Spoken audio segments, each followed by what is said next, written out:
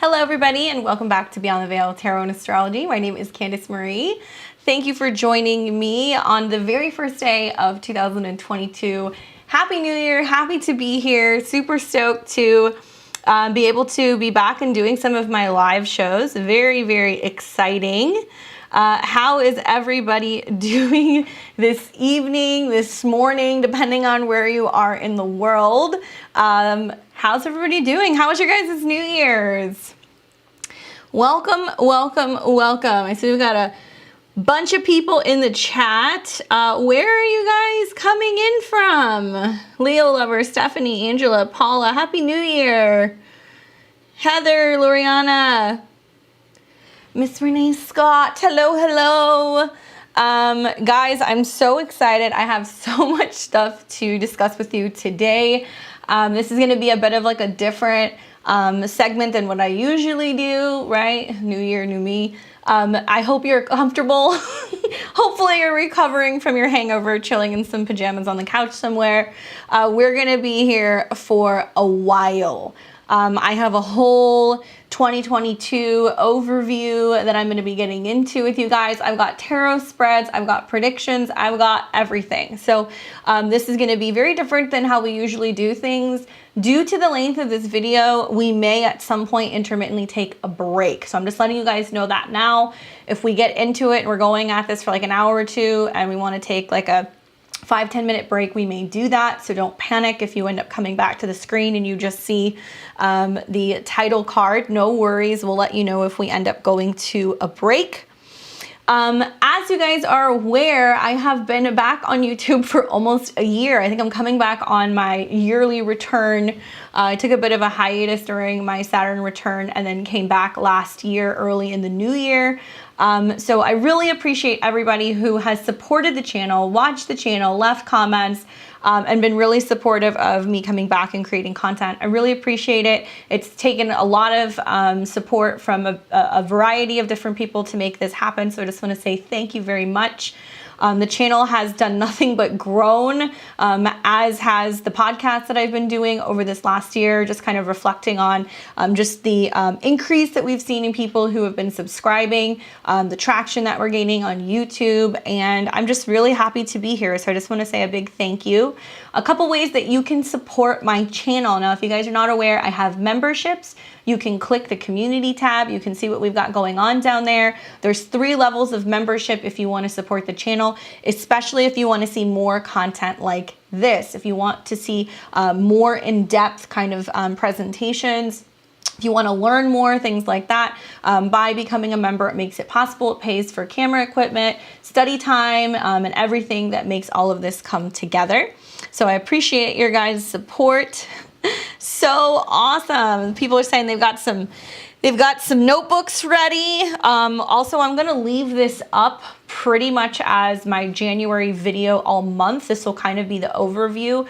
You guys are used to kind of seeing me do either a Sunday or a Monday video where I do the week ahead. So this will include the weekly astro weather. I'm going to talk to you guys a little bit about some of the most important transits of January, obviously. And if you have not already seen my new moon in Capricorn video, check it out. It will not be a part of this video because it would be all day, but that is something that I put out just recently. So if you want to know more insights about that new moon that's coming in tomorrow, please do check it out. Appreciate that. There's a QR code. You can scan that if you're watching on a laptop or on a computer if you would like to donate. This is going to be a donation-based show. So anything that you guys would like to donate, we're accepting donations via PayPal or Super Chat. We will not be doing live readings in this session, but there's going to be plenty of tarot spreads. Don't you worry about that. Awesome. I see some people that are joining in still.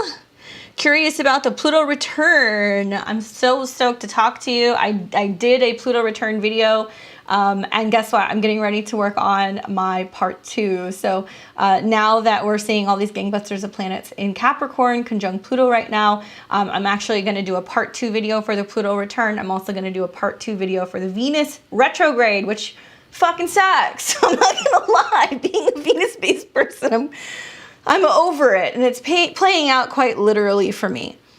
All right, guys. So just some kind of feedback. How have you guys been handling and maneuvering this Venus retrograde. How's it been playing out for you guys? Have you seen some of the literal manifestations of this?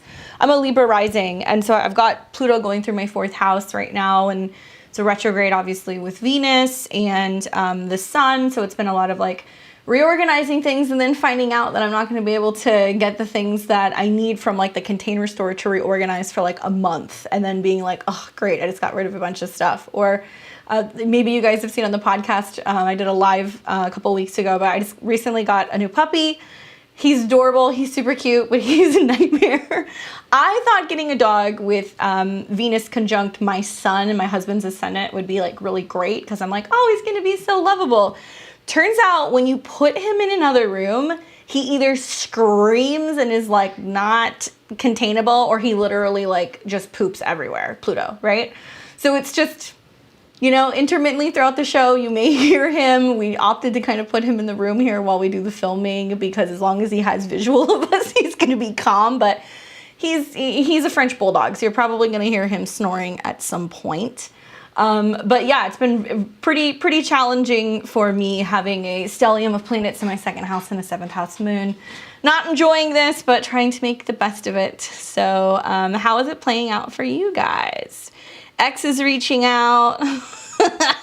That's the theme of Venus retrograde, huh? This one's particularly gnarly. I'm running behind, obviously. I was supposed to do the show an hour ago, so I appreciate those of you guys who were patient and you waited. I've got about 6 text messages this morning, and it's only noon where I'm living right now, of people who are like, we broke up. And I'm like, oh my God, I don't have time for this in 2022. Like, I just can't answer these text messages and phone calls right now. Oh man, Moon in the Sky says Venus retrograding in the 7th is a lot. Figuring out what love really means. Yeah. Oh my goodness, guys. You know, if you haven't seen my Venus retrograde video, at least the part 1, go check it out. I talk about all of the important dates when things are, you know, retrograding back. Obviously, we're going to see 3 conjunctions to Pluto. So the Lord of the Underworld is definitely giving out lots of deathly, poisonous kisses. But for some people, it can also be this profound shift in the way that we love or value. And remember, Capricorn wants to power up. So we are going to see kind of some big conclusions happening once we see the sun and also eventually Mars move all the way through these conjunctions. So the next month especially, we're going to see just a lot of very colorful, very colorful astrology. You got a new moon obviously tomorrow, which I'm really looking forward to. Outside of this crankiness with the balsamic period at the moment, always like the 2 days before the new moon, we're in this like purging, clearing out phase, and so people get a little grumpy. But tomorrow's going to be a great new moon, great way to start the new year, and mid-month we're going to have a pretty action-packed full moon in Cancer that will be in opposition to Pluto. So people have been asking me the last like 2 months, like, what does 2022 have in store? A lot of the same stuff that we've seen in 2021. We want to think like 2020 and 2021, we're kind of getting our training wheels ready, learning how to work with those training wheels, and then 2022 and 2023 are taking the training wheels off and having to hit the ground running. So we'll talk a little bit about that.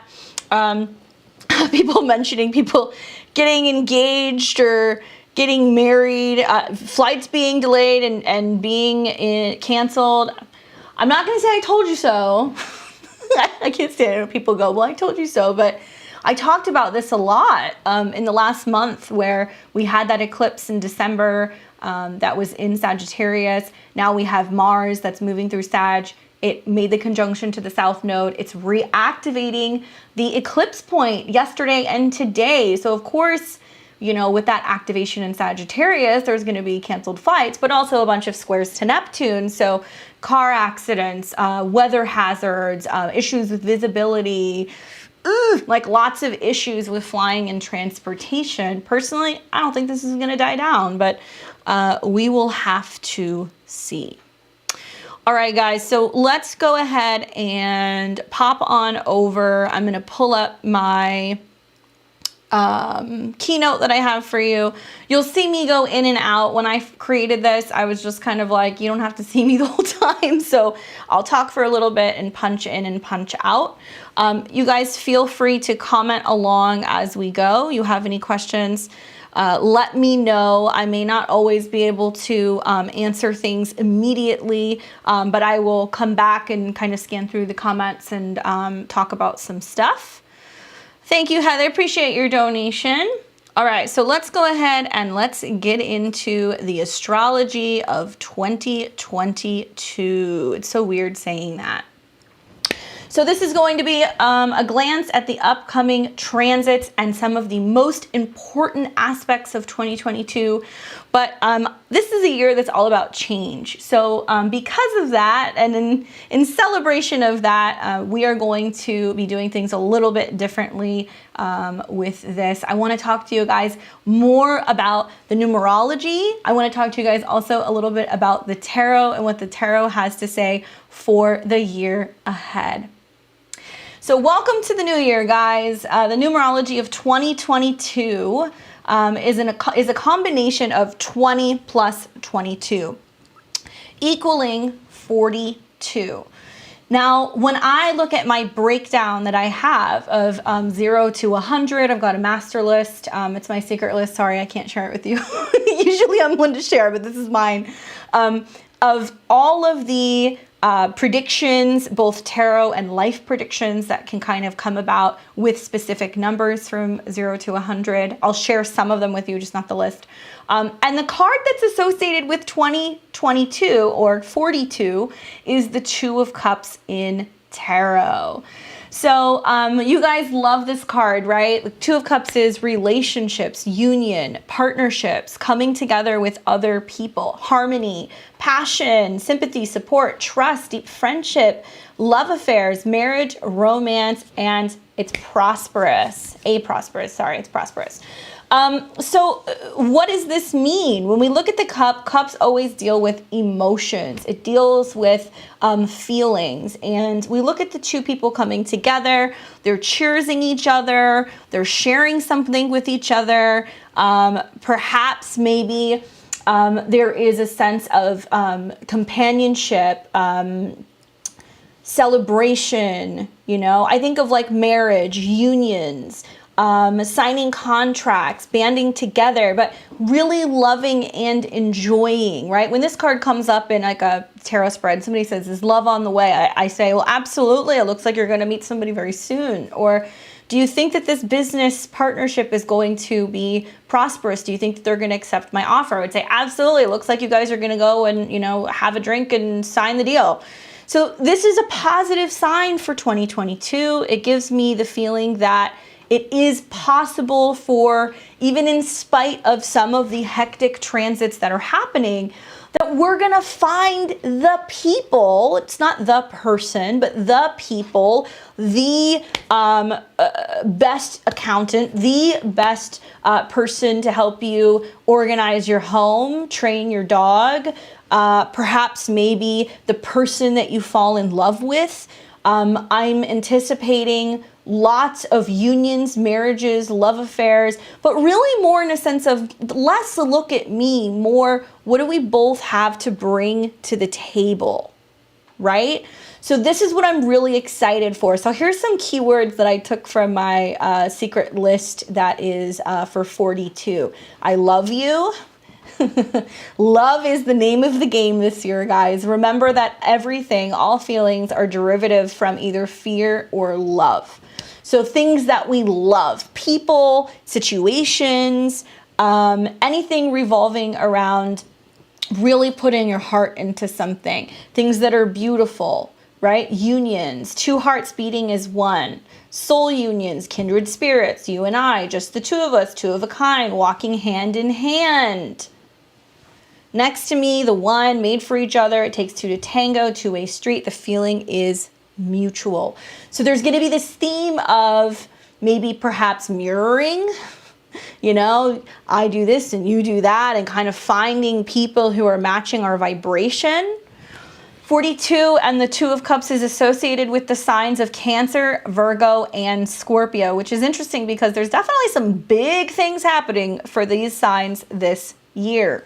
Now for Cancer, we see Jupiter moving into a sister sign of Pisces, is expanding your 9th house, which deals with unions, marriages, legal partnerships, celebrations, foreign travel, you know, law. If you're looking for somebody to represent you, somebody to help you get something published, anything relating to changes in your beliefs and your philosophies, right? Those of you guys who are into annual perfections, like they're so real, it's no joke. Last year I had a 9th house year. 3 days after my birthday, when the 9th house year started, I literally got married, right? Was not really the plan, but it ended up kind of following in suit directly with my 9th house year. So, for Virgo, you know, you've got some big things happening too. That Jupiter-Neptune conjunction that's happening for you in your 7th house may manifest as true love. Finding your soulmate, finding a twin flame, getting married, right? Getting engaged, finding that perfect partnership. And then for Scorpios, you know, thankfully, I think Jupiter going into your 5th house is going to bring out more opportunities for romance, for love, creativity, falling in love with something or someone. So if you're single, you may meet somebody who is like a true love. It can also manifest as you falling in love with a hobby. It can manifest as you you know, falling in love with an animal, a child. Many Scorpio risings are going to get pregnant this year. So having Jupiter and Neptune going into your 5th house is a very feminine combination, which is very fertile, right? So it can be coming together and making a family with somebody. It can be telling somebody you love them and that you want something more. So these are just some ways that it may manifest for some of you guys. Now the planets that are associated with the Two of Cups are the Moon, which obviously is the fastest moving body when we're looking at astrology. It's constantly changing. It's very emotional. It ebbs, it flows, it moves around a bit. Mars, which is very passionate, very heated, right? There's definitely going to be a lot of Mars action this year. We're going to see Mars and Venus move side by side for quite some time through the sign of Capricorn, then through the sign of Aquarius, which will be a little more challenging. Then it's going to move into Pisces. Now, Mars, I feel like, can also be about stamina, pursuing, having the courage. So the courage to say, can you help me? Will you work with me? Will you love me? Will you be there for me? Will you fight for me? Right? These kinds of things. Especially, I think of like Mars more so in like, you know, Scorpio, or maybe Mars in Pisces, you know, more of the water signs. And then finally also Pluto. So this is associated with Pluto. Changes, transformations, deep healing, deep profound insight, psychological changes. So there is going to be a lot of stuff happening, I think, where in some weird way, it's like I think back on 2021 and I laugh because I was like telling my husband, I was just like, yeah, you're like the end of the world, like zombie apocalypse partner. Like everything went to shit in 2020, right?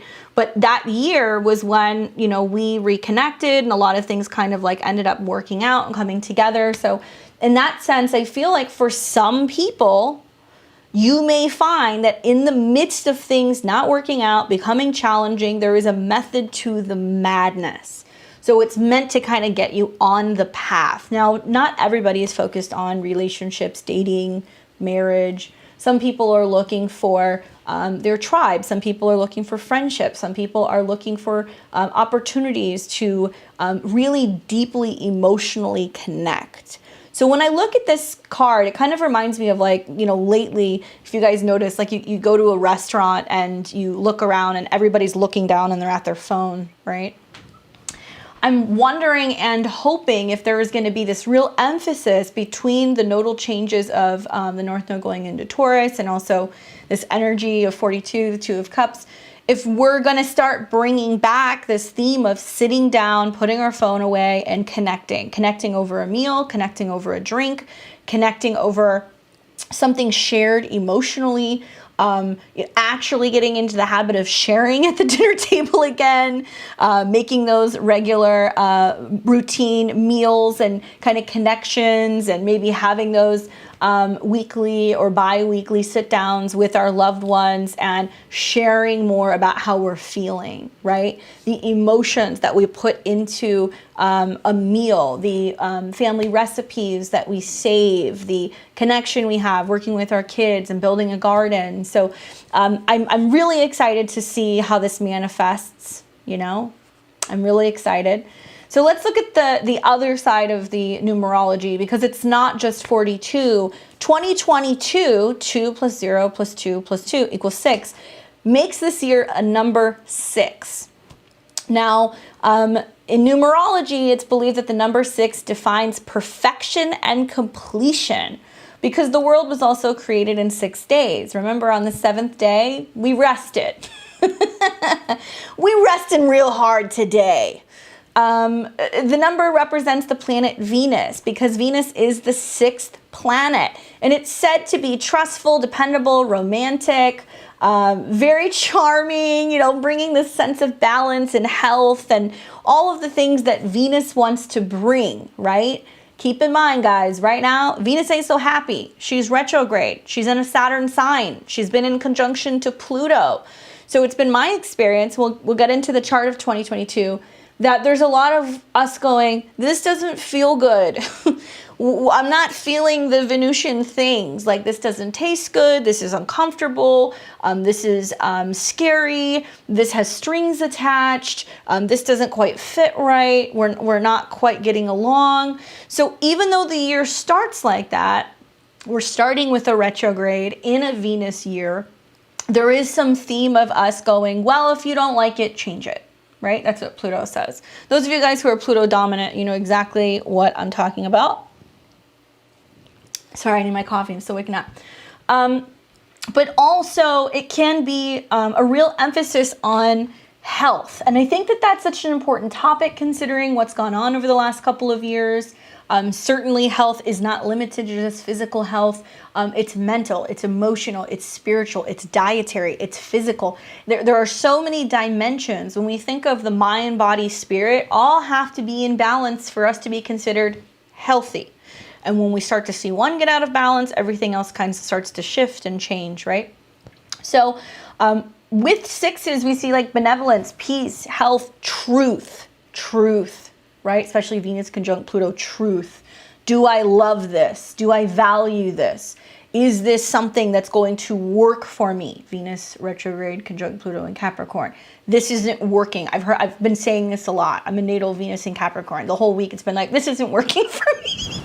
And it's things that need to change, right? So I think on the positive side, it's that between the North Node in Taurus, which is important because it's ruled by Venus, the trines to Pluto, the aspects that we're going to see Venus making and moving with Mars, at least the first, couple months of this year, it's passionate. We're going to see lots of passion. People are going to be very passionate, not just in a sense of romantic, but being very passionate about, I need this, I value this, I love this, this feels good. So these are the kinds of energies that we're going to see. Now, when we break down 2022 and we look at the number 20 and then we look at 22, the number 20 denotes one who has infinite potential when it comes to relationships and diplomacy, right? Venus. What's interesting is that that's more the Venus Libra side. It's less the Venus Taurus side. If you ever look at the difference between Taurus and Libra, Taurus says, these are my pancakes. Don't touch them. Libra says, well, why don't we cut them in half? Why don't we share? Or you have pancakes, I'll give you some hash browns, right? Which any Taurus, I feel like, would definitely make that trade. But diplomacy is definitely something that we see a theme of with Venus. And the number helps bringing projects to completion, like wrapping things up, bringing in the right people, especially group projects that were started by somebody else, because Venus takes more than one, and attending to all the details. Now, the vibration of the number 20 is expressed when there is a strong need to learn patience, so the appropriate actions can be properly carried out. Okay, properly carried out, patience. When you think of Taurus, it's just kind of like, chugging along, right? Just one step in front of the other, having to keep working hard, being patient. And it's going to bring up this theme of, are we working harder? Are we working smarter? That's the conversation between Scorpio and Taurus. Now, 22, those of you guys who are big into master numbers, if you're like 11, 11, 2, 2, 2, 3, 3, 3, this is your stuff here. Master number 22 brings together the spiritual and the material. 11, 11, 11, 11, right?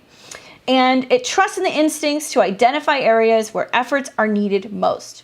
The number 22 has been chosen to receive profound insights, and its responsibility is to direct them into creating something valuable, true, and meaningful, something that goes towards the greater good. It's balanced, capable, and up to this extraordinary task. So interesting, right? Infinite potential for relationships, working hard on these relationships in progress, needing to learn patience, building towards something. We live in a world where we can get on an app and immediately get a cheeseburger delivered to our house, right? Or we can go on a dating app and we can swipe and we can immediately connect with somebody. We have instant gratification nowadays. But is that diluting and taking away from the experience, right, of really getting to know someone, really enjoying something? It's like I've been catching myself saying this to clients a lot. I have a feeling I'm going to say it a lot in the new year. Do you want fast food or do you want steak? And if you're a vegan or a vegetarian, I'm sorry. It's like, do you want celery or do you want really expensive tofu? I don't know what you guys eat, but there is this aspect of, do we get something that's quick and easy, probably not so good for us, like a number one with cheese, or a hookup that we have on Grindr, you know, immediately that just doesn't pan out? Or do we opt to go, I'm going to work really hard on focusing on the connection, what I love, my values, my boundaries, my pleasure, taking my time, right? Those of you guys who are very heavy second house or Taurus based or Venus based, you know the difference between just quickly kind of throwing a meal together and really taking the time to pour the glass of wine, work the sauce, let everything come together, let everything simmer, letting it sit so it really balances and builds that taste, right? You're also really into like setting the mood, the music, the candles, making sure everything smells good, everything's comfortable, the fire's burning, creating that environment. That takes time. Good relationships take time. Stability and trust takes patience. For us to be able to have something that is valuable will require us, in some sense, to really take our time, pace ourselves, and just kind of chug along, right? So keep that in mind, that slow and steady wins the race this year. You're going to see a sense of us, I think, building towards something that's very solid and very valuable. But it's also with aspects to the North Node and also Uranus, it's going to be out of our comfort zone. So there are going to be situations where we're going to have to say to people, can you help me? Or I'm in uncharted territory. I don't know how to do this. This is scary. I don't feel safe. Or traumas coming up from the past which hinder our abilities to be present and be in the body. All right, how's everybody doing? Those of you guys who are just tuning in, thank you for watching. Appreciate it. We're doing a donation-based show. You can scan, you can donate. All of the money is going to go towards me creating more content like this for you in 2022. If you can't, no worries. Like, comment, share. Share that on those Astro forums. Certainly, I remember the last 8, 9, 10 years, January 1st was always my favorite day, right? Probably one of the best days on YouTube because you have all the astrologers that are doing all these live streams and putting all this stuff out. I would just post up on the couch and just do nothing but, you know, cure along a pretty bad hangover. Watch astrology all day. That was my favorite thing to do. So hopefully you're enjoying this. It makes me feel good knowing that now I'm one of those people who's not hungover and I can be on the on the internet in the morning doing this for you guys. All right, so let's get into the number 6 in occultism. When I think of the number 6, I think of the 6-pointed star. So some of you guys may recognize this as the Star of David or the Seal of Solomon. But unlike symbols such as the menorah or the Lion of Judah, the 6-pointed star is a unique image to Judaism. Other religions, including Hinduism and Buddhism, use the shape as a symbol of the merging spiritual elements, such as the male, female, as God and humanity. Perhaps the oldest example of the six-pointed star is thousands of years old, found in southern India on the walls of Hindu temple. This hexagram stands for Narayana, the balance of man and God achieved through meditation, resulting in nirvana, right? Okay. I also think of the star pattern that is made from Venus retrogrades, right? And that it retrogrades every so often, what is it? I think like 18 months or so? And we see it through certain signs. And if you go and you actually look at the Venus retrograde patterns, you'll see it create a star. It's a star pattern in the sky. It hits certain signs every so often. I can't think of her name. There's an astrologer who focuses and specializes very specifically. I want to say, I think she was on Astrology. I'm not sure. Who does nothing but talk about like the Venus star patterns and the retrogrades and all that stuff. Super awesome. Very heady if you're big into astrology. Thank you, Angela. Appreciate your donation.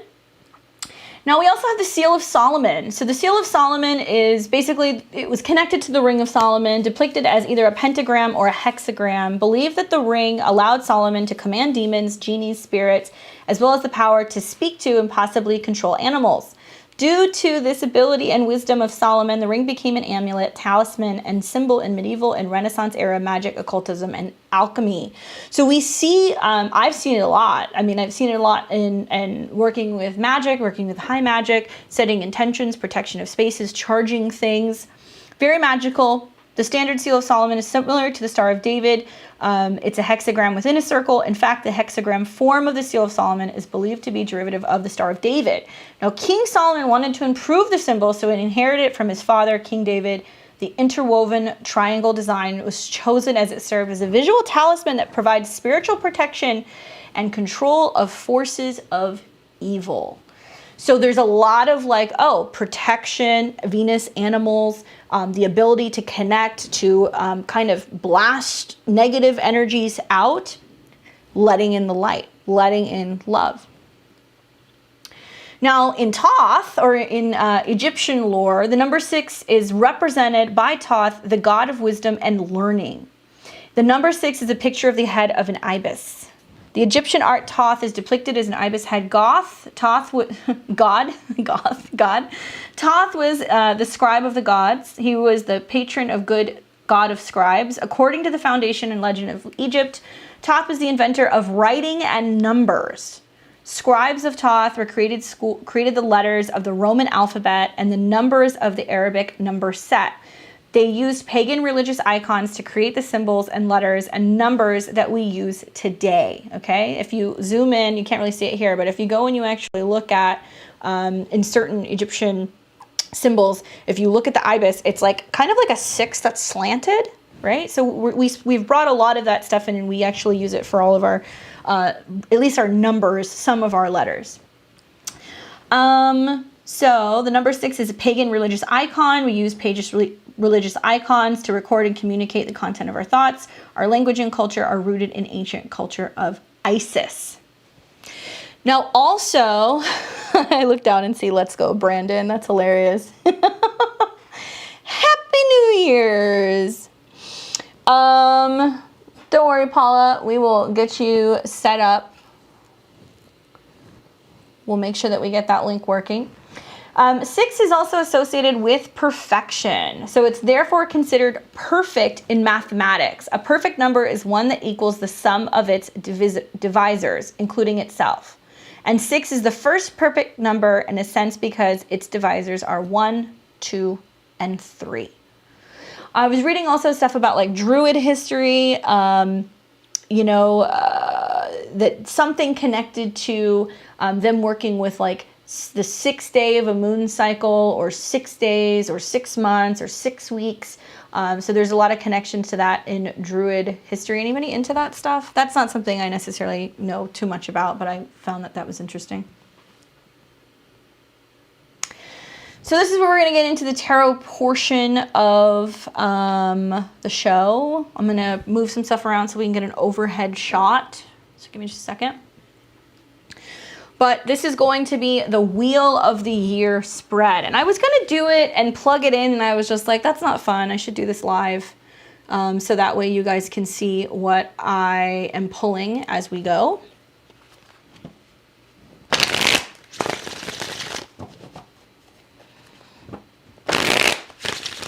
So if you give me just a second, we're going to do a Wheel of the Year spread. So it'll be 13 cards. If you guys want to use this, you can use this. This is the one that I usually use for New Year's. It's just 13 cards. And the first card is January. The 12th card is December. So it's going to go in that order. And the 13th card will be the overall general guidance for 2022. So feel free to use this spread if you would like.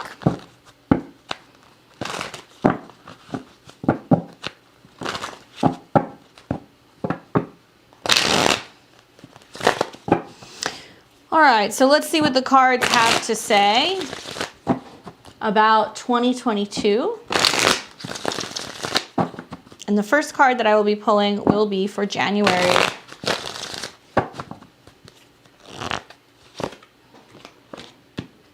The Three of Wands. So the Three of Wands is going to discuss and kind of bring up the fact that we know where we're going, right? We have a plan. We're moving forward. Threes indicate travel, communication. It can represent actual mobility, movement, and working with increments of 3 days, 3 months. One thing that you will hear me say at a later point in this video is we want to take 2022 3 months at a time. Okay, really hear me on this because there's a sequence of order. All we know is that we're going somewhere. We have a sense of direction. So what I love about this card coming up is that it does seem to indicate maybe we're announcing, we're telling people what we're taking action on, what we're working on. Notice in this deck, beautiful deck, this is the Victorian Romantic deck. It's one of my OGs. He's blowing the horn and the horn has a dragon on it, okay? So it definitely reminds me of the North Node. And I want you guys to think about where Taurus is in your chart because it might be saying that's the goal, which by the way, we're working towards that closer to August, but that's okay. So January starts with blowing the horn. This is what I'm doing. This is where I'm going. This is what I'm organizing and getting active, getting moving, physically moving around, moving parts, right? So for February of 2022,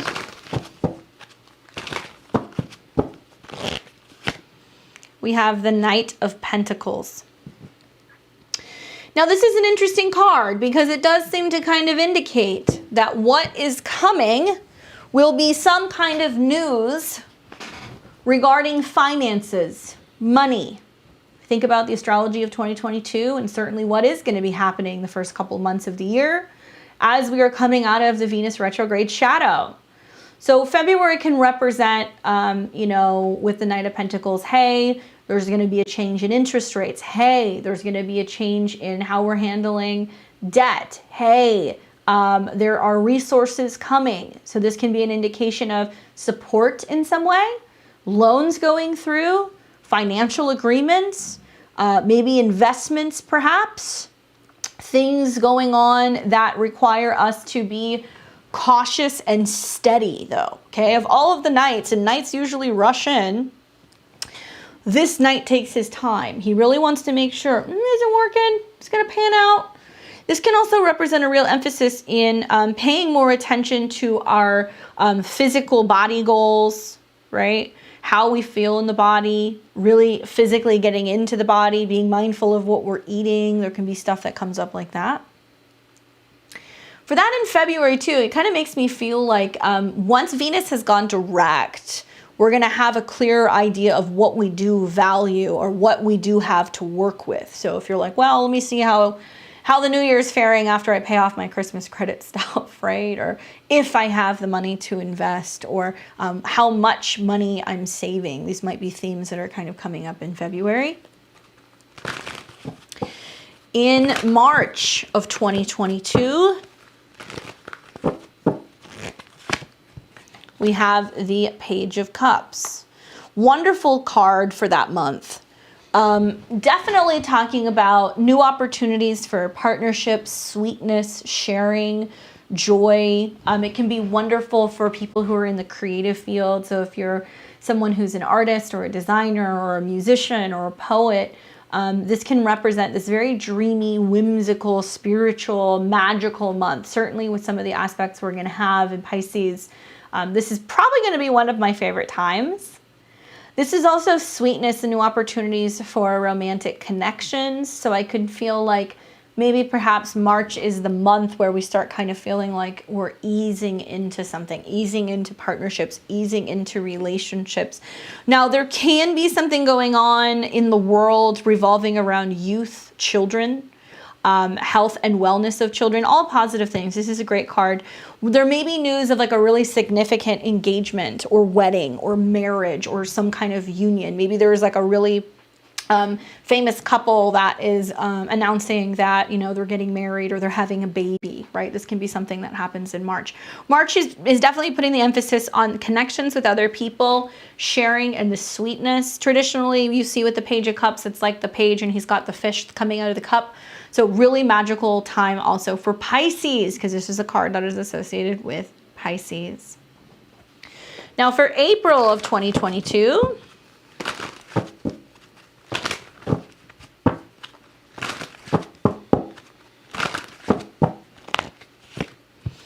we get the Hierophant.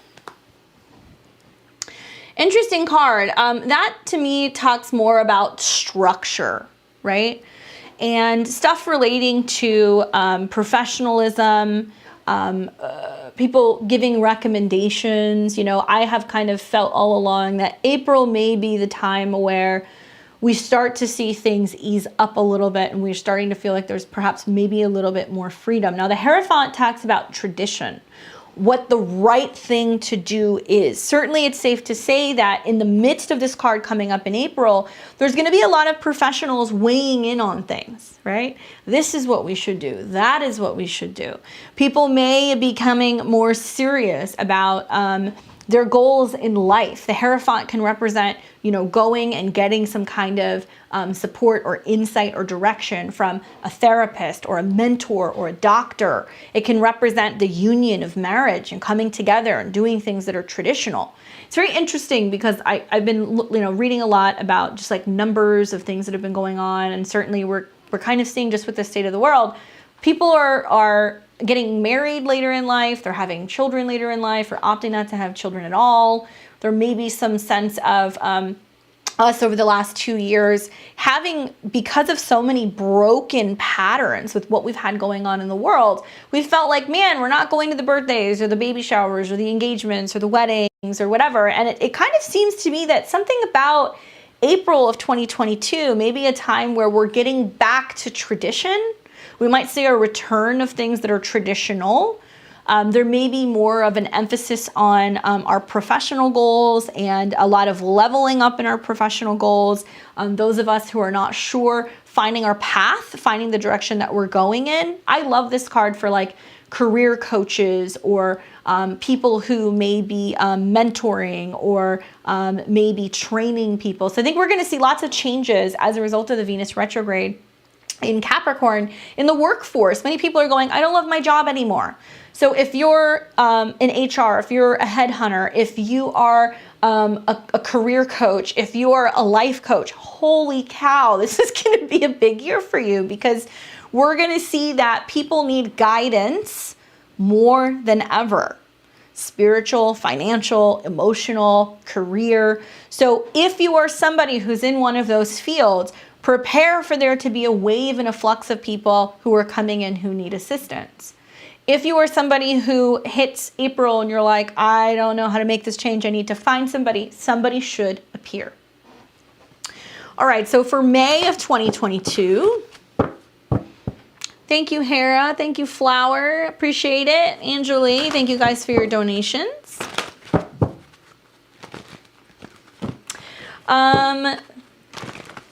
All right, so this is going to be for May.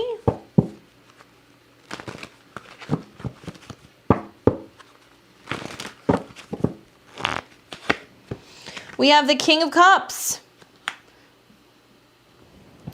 Notice that we had the Page of Cups, okay? And now we have the King of Cups. So whatever was going on, especially in March, there is a maturation in May, okay? Cup runneth over. People being happy, people being emotional. We've got the South Node in Scorpio, Neptune in Pisces, Jupiter in Pisces, Uranus in Taurus. It's an earth-water party next year, guys, okay? Pluto in Capricorn. We're making mud. People are going to be more emotional. There's emotional breakthroughs, but not messy emotional. The King of Cups wears his heart on his sleeve because he knows that's what makes him strong. So part of what we may realize in this next year, that part of showing strength may not be physical strength. It's vulnerability. Vulnerability. Learning to say, I'm sorry, I love you, forgive me, this is how I feel. And I'm loving that throughout the first couple months of 2022. Venus and Mars move together. They're star-crossed lovers. So when we see Venus and Mars together, generally they're very happy. It's very passionate. So we can see this really interesting theme with like divine masculine and feminine energies working hand in hand. Perhaps men learning to be a little bit more vulnerable and available and clear with how they're feeling and willing to share that, and not seeing emotions as a sign of weakness, but learning to, I think, maybe kind of show up and share. I'm really excited to see that, actually. The King of Cups coming up for the month of May can also just represent just this feeling that your heart is bursting at the seams, you know? It starts with the Ace, it finishes with the Ten of Cups, but the King of Cups sits back and goes, you know what? Things may be a little chaotic, but my heart is completely overjoyed because I met my person, or because I found the thing that I was in love with, or because I, you know, decided to finally let my feelings out. So there's some sense of really enjoying and having a lot of ownership over that. Now in June of 2022, and this is the 6th card, we have Temperance. Interesting time because just coming off the heels of eclipses in April, May, Temperance may feel a bit of like rebalancing things, balancing the scales, a time for world, global, or personal healing. Letting certain things come together. Loving that June very much is not because it's halfway through the year, but June is going to be the check-in point with like, okay, how are we doing? How are we adjusting? How are we moving through things? Temperance is a card of moderation. It does talk about sobriety. It talks about healing. It talks about alchemy. This is a card that is associated with everything in due time. I've said this in previous lives. It's kind of like a crock pot. So you have to let everything come together. Now, I'm loving some of the transits that are happening mid-year. Certainly, I feel like the new year isn't going to quite feel like things are new. I don't know if you guys are feeling that already, but things aren't going to really start to feel like they're moving and shaking until the spring. Now, that's not me telling you not to get going with your resolutions. That's not me telling you not to waste your time. Just realize that we're in a Mercury shadow right now. We're in a Venus retrograde. There's a bunch of conjunctions to Pluto. Things are still changing. We need to wait till March to see how things pan out.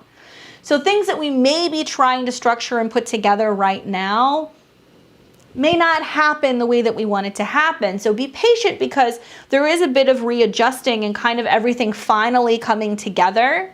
I always tell my clients the universe will reroute you. Have you guys heard me say that before? The universe will reroute you.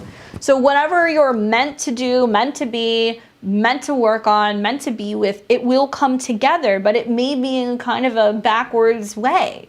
We may need to do a lot of personal work on ourselves, or rebalancing or healing on ourselves, before things start to flow again. So that's what Temperance is kind of telling us for the month of June. Now, July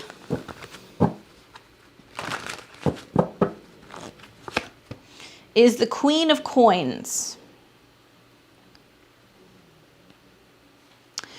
And I'm not just saying this, it's like what I'm getting intuitively. A sense of like women really coming into power, or there being really prominent older women who are giving advice or leading society in some way. There may be a real emphasis on focusing on health and wellness, women's health and wellness. The Queen of Coins is represented as like a earth sign female, but it can also be about older generations. Now, the Queen of Pentacles coming up here, I think is kind of interesting because this is Cancer season, right? We're in July. So for that to be coming up, I think it's going to talk a lot about the more emphasis we put on supporting and taking care of maybe those who are in positions of healing, nurturing, caretaking, what have you. Like there's a big boom. I think we are going to see a boom in women who are self-employed. I think we are going to see a lot of women-owned businesses or businesses for those who are less fortunate, who are actually rising and starting to see that they're able to bring in more. So July is a month for everybody where I feel like there is going to be this reflection on, you know, where do I need more nurturing? Am I taking care of myself? How do I feel about my resources? Remember that queens are always feminine energies. So unlike the King of Coins, who's just all business, Queen of Coins is very structured. She's a little bit more stern. She's serious. She thinks everything through. She weighs all of her options before making a decision. So over July in the summertime, I kind of see this as a real focus on wealth and abundance, but how we feel, how we're physically connected to security and stability.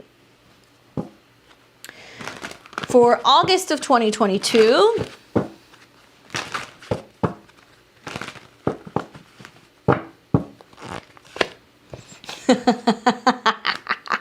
the King of Coins. So partnerships, right? Partnerships are big. I see maybe like a lot of women stepping up in July and then men meeting them and rising to the occasion. You know, I'm talking about this because this is a masculine energy. Perhaps real serious obtainable wealth, especially for the earth signs or for major earth placements in July and August. Now, for this card to be coming up, it's interesting because August is when the North Node will meet with Uranus, the end of July, beginning of August. For some people, that might be sudden changes in fate when it comes to their money and their resources, right? And what you do with it and how you feel. I think the King of Coins is kind of like, all right, well, now we get to business. You know, we have the idea, we nurture the idea, now we're launching things.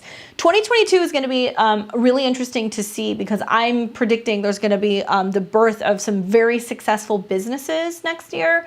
And just having looked at some of the dates, I was kind of going through and doing some election dates for some things and selecting dates that I think are going to be the most prosperous. I feel like July and August is like a bang. Especially August, because this is when a lot of people are going to be like, and I'm making my own money now, and I'm my own boss, or and that investment paid off, so now I'm getting out of debt. Things are changing. We're feeling this energy of maybe very powerful men and women coming together to support each other. Remember going back to the Two of Cups where it's what somebody brings to the table idea-wise or emotionally or that nurturing sense, and then what somebody else brings in, and then they do the physical work. Great for husband and wife teams, great for boyfriend-girlfriend teams, boyfriend-boyfriend, just partners in general, but there's going to be a difference of energy of something that's more feminine and more masculine. That's the energies that I keep getting in everything that we've been looking at this morning. All right, so now we've got September of 2022 and what the cards say about September. Somebody said, I always thought of the Queen of Pentacles as Oprah, Martha Stewart type of energy. For sure. For sure. Think of like Martha Stewart as Queen of Pentacles. Oprah's Queen of Swords. You know, the way she is with that microphone. And you get a car. You get a car. All right, so let's see what we have in store for September. 10 of Wands. Carrying a heavy burden. Wrapping something up, finishing something, pushing through. Just what I know about September, this is when stuff starts to get a little interesting, gets a little intense. We're going to see the return of the Uranus-Saturn square.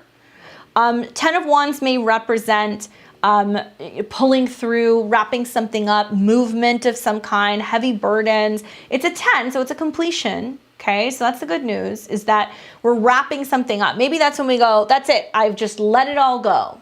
right? I'm done. I'm not carrying this anymore. The Saturn-Uranus square all year has been testing that and saying, how much can you take? How much can you bend before you break?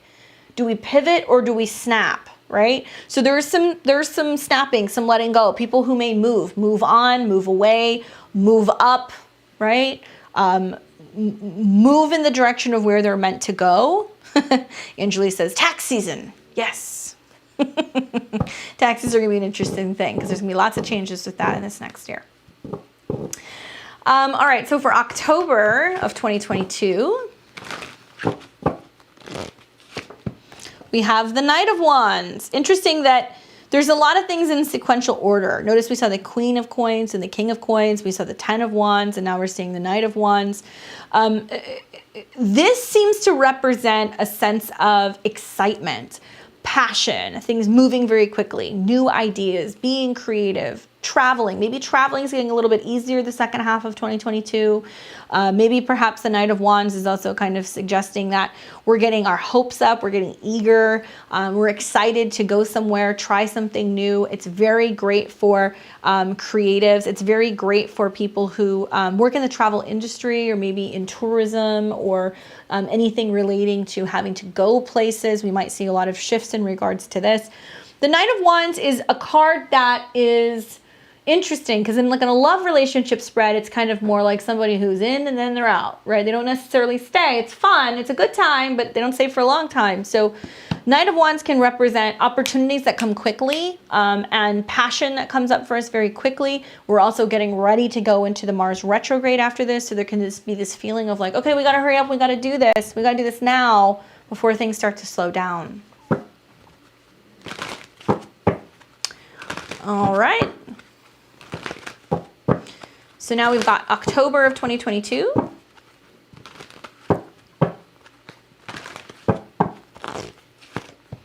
The Sun. Boy, am I glad to see this card for that month.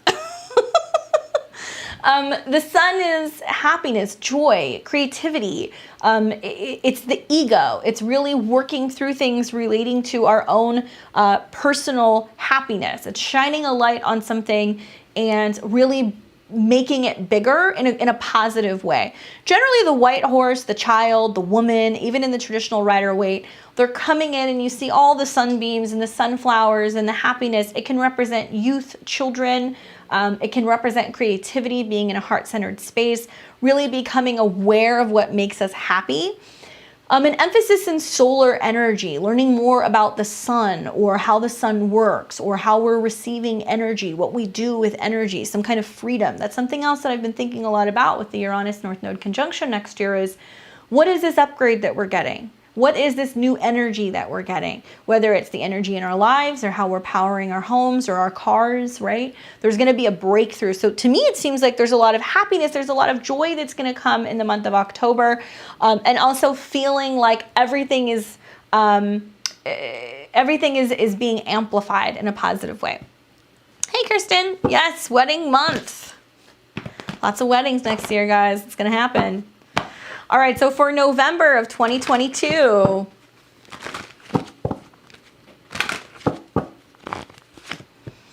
the Three of Swords. Not surprised by that energy. Not surprised. You know, we're going to see end of October going into November, eclipses return. We're going to have North and South Node eclipses in Taurus and Scorpio. South Node Scorpio eclipses, squares and oppositions to Uranus. Certainly will be peppered with loss, letting go, removing trauma, removing people or painful situations from our lives. The Three of Swords can represent heartbreak. So this can be a time with eclipses where people come and people go, both in the sense of our partnerships, but also we do sometimes see just souls have a tendency to just see that as like an exit strategy. It's like, okay, well, there's the door. I'm heading out. And if you don't believe me, just look back in time when you've had those 2-week eclipse windows, right? It's like I have more clients that have moved, divorced, lost jobs, you know, let go of people, lost pets, all kinds of things. So this doesn't really surprise me for the month of November. One thing I will say about this card is that there is this reminder that there is rest and recuperation that comes after this. So this need to kind of remove the pain or remove the situation, or, you know, to finally deal with the wound, then we begin to heal, right? No, the Sun card was October. And then the final card will be December.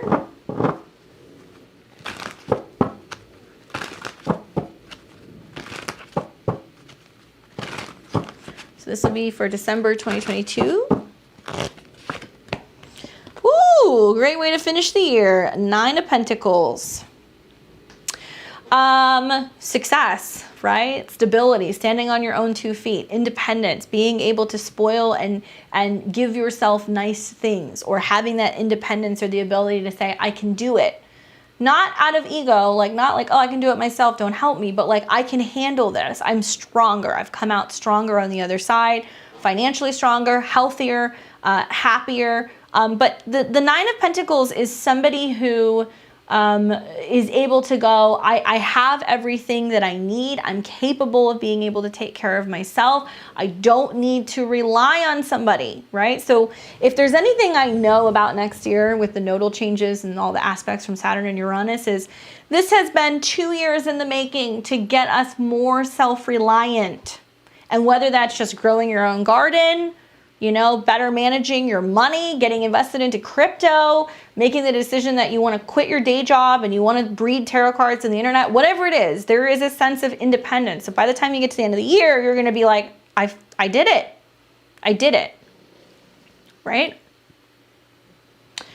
All right, so that's the 12 months. So what we're looking for now is the final card, which will be the card for the guidance of all of 2022. This is the one that I'm most interested in, because I gotta be honest with you, the cards, the way they went, it's very much according to the astrology. They're very accurate. All right, guys, here we go. What do you guys think it's gonna be? What do you think the final card will be? That's the overall guidance for 2022. Any ideas?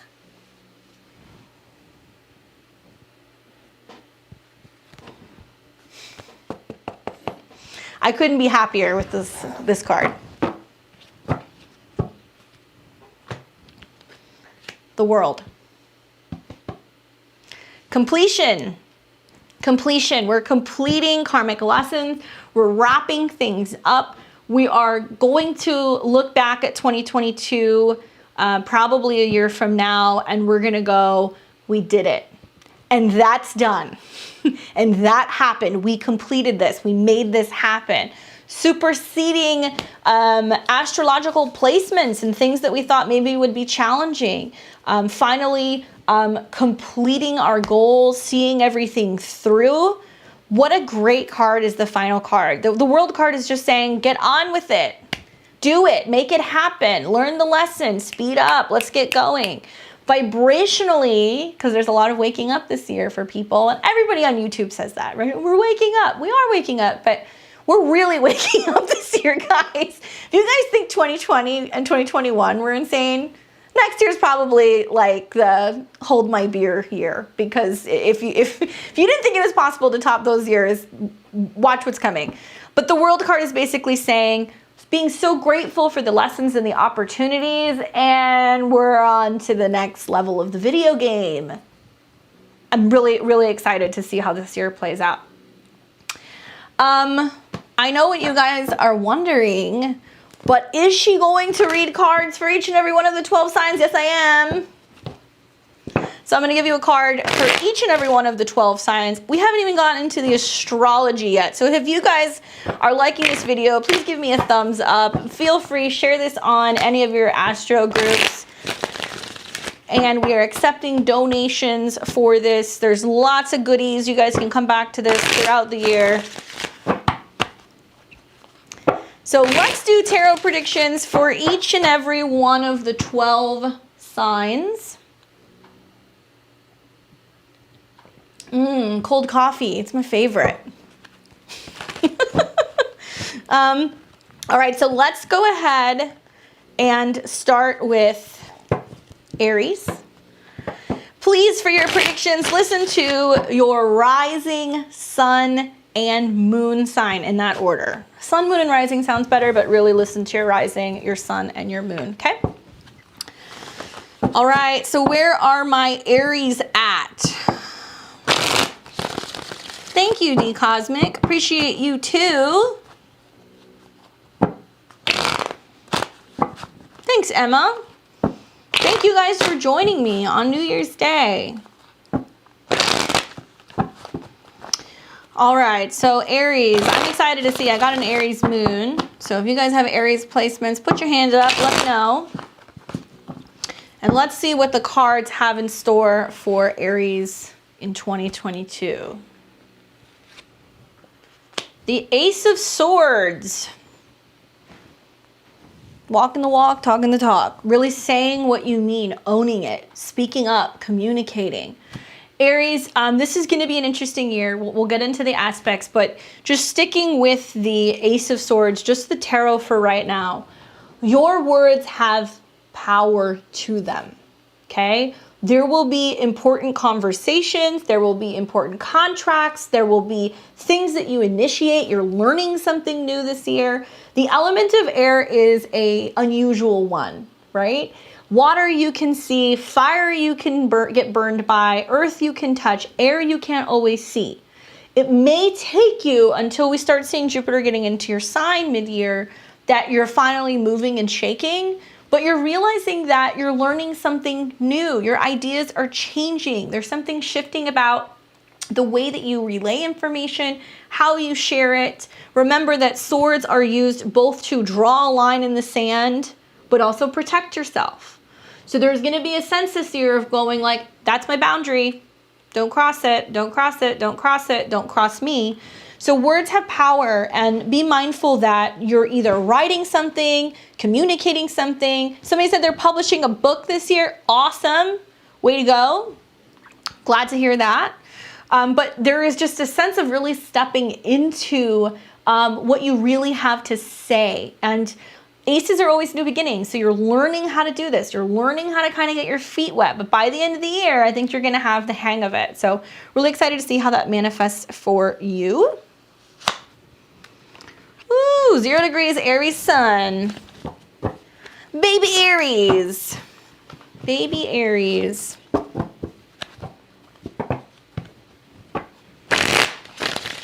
Thank you, Flower. I've been wanting to cry all week. Let's cry together. Oh, to have water stelliums. Just cry. Can't explain yourself. Just ugly cry. Ooh, this is for Taurus. And I will read it. I don't even know what it is.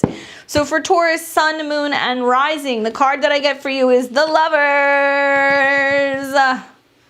That's an exciting card, Taurus. It's an exciting card. This is the energy of twins, doubles, two people, two ideas, two energies, two people coming together as one. I think about eclipses happening in Scorpio and Taurus for you.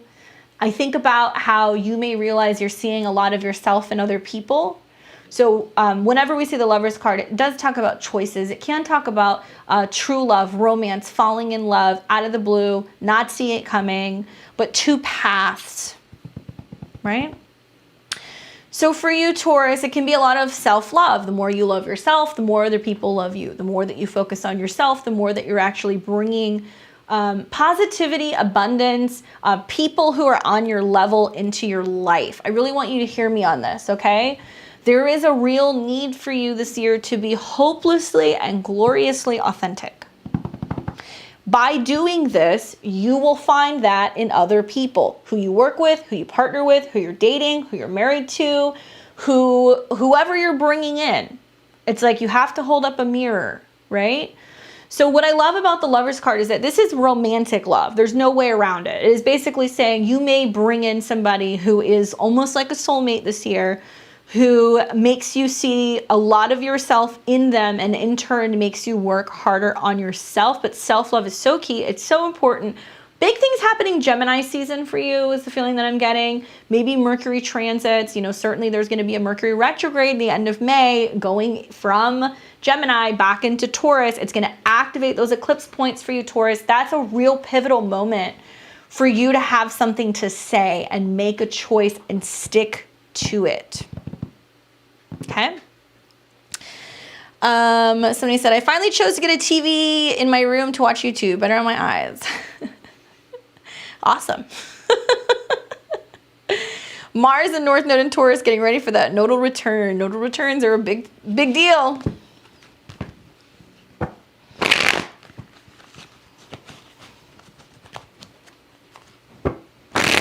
Emily Tucker says, pretty sure my boyfriend is planning on proposing this year. Well, you better DM him all those engagement ring ideas, huh? Drop all the hints.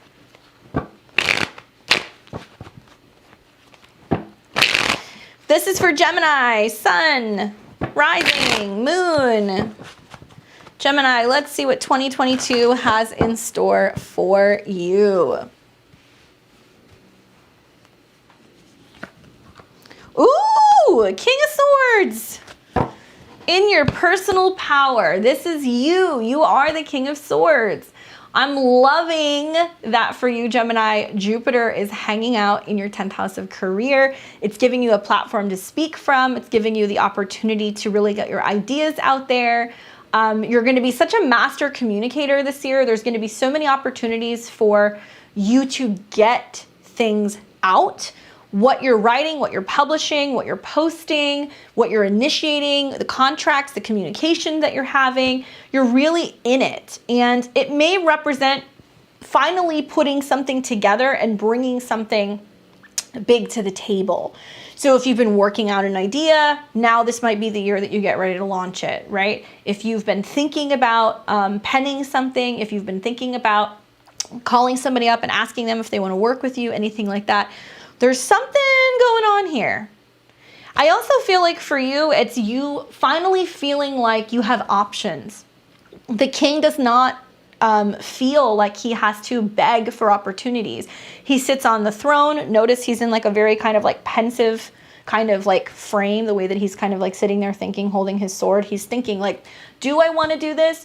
So more people may be coming to you, offering you, do you want to work together? Do you like this? Do you want to do this together? How about this idea? So you have options. You don't have to just jump at anything that shows up. You're going to be given the opportunity to really kind of tap in and go, is this right for me? Keep in mind, Neptune and Jupiter are meeting in your natal 10th house. So intuition and your feelings lead the way when it comes to changes in your professional life. So there's also a lot of just really connecting. And maybe this is a year where, you know, you are meditating more or tapping in more. Maybe you're taking time to reflect and ask yourself, does this resonate? Is this something I want to do? And it's going to give you the ability to just kind of have the upper hand. So I'm really excited to see that that you're really in charge. You're very much in charge, but your emotions are really leading the way. So you have to, in a way, receive messages. Like get into the habit of like maybe reading the I Ching, pulling a tarot card every day, you know, journaling, reflecting, something that's going to work with that element of air to help you better kind of navigate where you're going.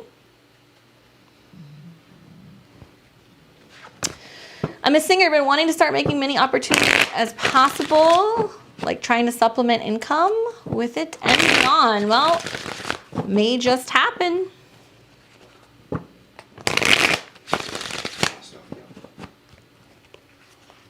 Check, check, check. All right, so now we're gonna move on to Cancer and see what 2022 has in store for you, Cancer. Ooh, your card too, the Chariot. Cancer, where are you going? Jupiter's in your 9th. You traveling? Are you moving? Are you going on a voyage? Are you getting a new car? This is all about getting your ducks in a row. So the Chariot's a great card because it does talk about traditionally, you see the man, he's got the 2 horses, the carriage is covered with material that has the stars. So you're definitely using intuition or astrology or whatever to guide the way.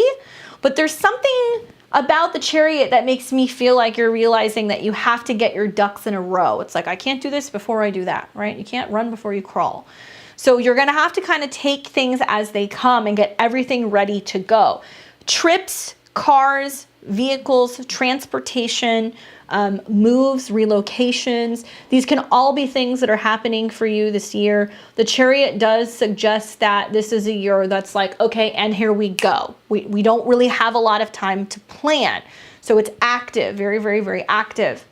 Having the South Node in Scorpio in your 5th house and having Jupiter in your natal 9th is wonderful because emotionally you're feeling charged, you're ready to get things moving. Having Uranus also that's just hanging out in your 11th house, it's giving you the opportunity to work and go with like-minded friends. So there's something like that that's going to be happening. I feel like your energy levels are going to be higher. You're getting amped up and you're initiating something and you're feeling really good about where you're going. So I would say focus more on your goal, right? And you have to have a small like set of miniature goals to get to that point. Perhaps maybe it being like right around your birthday where it's like, okay, where do I want to be in June or July, right? How are we going to get there? There's going to be a lot of how do we get from point A to point B? What are we doing in between to make that possible, to make that happen? But to me, it looks like you're going places emotionally or quite literally. Waiting for the housing market to crash so I can buy a house. But you're going to see lots of dips next year. Granted, those of you guys who really, really are like, I really want to get the big stuff, 2026, 2027, I mean, that's when you're really going to see stuff level off. So, you know, but needless to say, I think the Chariot card, because it is associated with you, you know, crabs, like they get in their shell and that's their home, and they can also move around with their home. So there can be some sense of you going like, do I want to go somewhere else? Do I want to get an RV, right? Do I want to get a car that's going to allow me to feel more comfortable when I travel? Hi, Lisa. Nice to see you. Hey, Heather. Elaine. Heather. Emily. I'm excited to see what you guys do. It's going to be a great year for you. Have a plan. That's the best advice I can give you. Yeah, let's go crypto. All right, so next we got Leo and Leo risings or moons.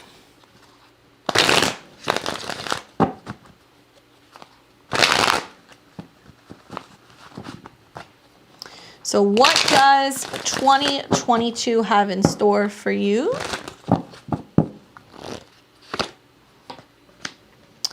Six of Pentacles, giving and receiving, finding balance. Such a theme for you, especially when I think about Uranus being in your 7th still. It's been a bit haywire for you, Leo risings. Hope you're hanging in there. Saturn's still going to hang out in your 10th house. There's a lot of like give and take. Give and take, give and take, give and take. That's the magical phrase for you. Sure, you can listen to progressions as well. Look at all these Leos that are like, hey, you guys all pop in more than any other sign. Six of Pentacles is giving and receiving, assisting those in need, paying it forward, receiving help. I'll do this, you do that. There's something about, I think, the grace and feeling humbled by situations that happen next year. You know, finding yourself in situations where you're like, can you help me? Will you be there for me? You know, really showing genuine care and concern for other people and vice versa. The right people being there to help you when you're in need, if you need financial support, if you need literal support, if you need a shoulder to cry on, if you need somebody to help you make that connection, if you're low on funds, right? You see that, you know, the priest is out and he's giving money and he's giving food to those in need. So it's talking about paying it forward in the give back. So maybe getting into the flow, like this sounds silly, but this is something that I do on a regular basis. I worked in the service industry for a very long time. So I tip well. It's very rare that I don't. I tip well because I show appreciation. Sometimes I'll, you know, give them an extra $20. Sometimes when I go and I get my coffee, I'll give them $10 and say, hey, you know, buy a coffee for somebody who comes in or somebody who's behind me. I like to put it forward, pay it forward.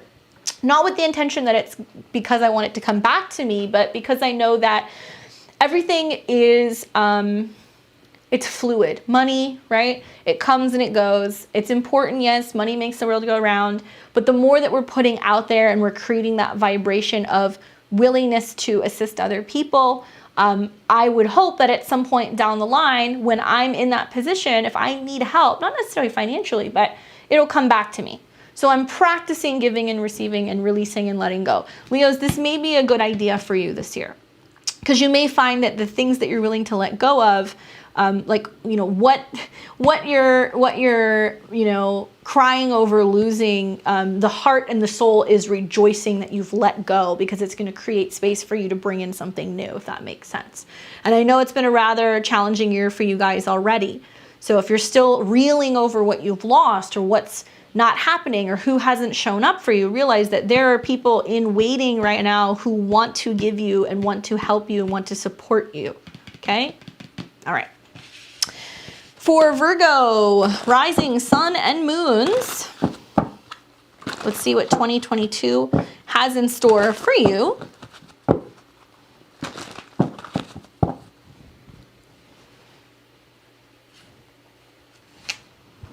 The Eight of Wands. Awesome. I think of Virgo and I think of like Saturn in your 6th and Uranus in your 9th, and you guys are learning how to be even more organized and more timely than you already are. Who would have thought that that's possible? There is a sense of you practicing, you know, just staying active, being in motion, keeping things moving, keeping things flowing, being focused on stamina, keeping your energies up. I've had a lot of Virgo risings who have been like, I'm exhausted, I'm tired. And I got to tell you guys, what you're going to find over the next couple of weeks, because of the Mercury retrograde, is the cosmos really, number one, they want you to learn new tools. They want you to learn something new, because Uranus is in your 9th, a Venus retrograde in your 5th is, are you making time for the things that you love? Well, if you have a whole to-do list of things and you're also feeling like you don't have enough time for dating, you don't have enough time for kids or creativity, you got to get active. So the Eight of Wands is saying the energy is quick. It's quick moving all year. You may feel like the year is going to go by very quickly. You may feel as if you're always on the move, right? So this is about how you're supporting that energy and keeping it going. So it's like full steam ahead. Eight of Wands is like, I don't know where we're going, but we're going there fast. We're going there now. So this can also represent feeling like the year is off to a quick start. I want to tell you to pace yourself, but I feel like you're not going to with this Eight of Wands coming up, that you're going to be like, I want it and I want it now. Maybe you're really highly focused on a certain physical goal, a career goal. Maybe there's just a lot of running around, a lot of busy work, right? So what you've learned all year with the squares between Saturn in your 6th and Uranus in your 9th is you got to make time for friends. You got to make time for travel. You got to make time for learning new skills for your new career that you're wanting to launch. You got to make time for prayer, for belief, for meditation. So there's something about this that makes me feel like you're going to be exhausted because you're going to run yourself ragged, but you're going to be like, oh, but I found Jesus this year, right? Like I figured it out. I figured out how to do my laundry and take care of the kids and also launch my business and do this and do that and go to the gym. Like I got to get up at 6 a.m. So things that are going to support and keep you moving, staying healthy, staying flexible, and really probably the first couple weeks of the year, you're going to find that it's just going to be like super busy, super, super busy. We got shit to do and people to see. Yes, you do. All right. So for Libra, rising sun and moon, this is your prediction for 2022. Guys, we have not even gotten into the astrology yet. Send prayers. All right. So this is for Libra 2022. No whammies, no whammies, no whammies.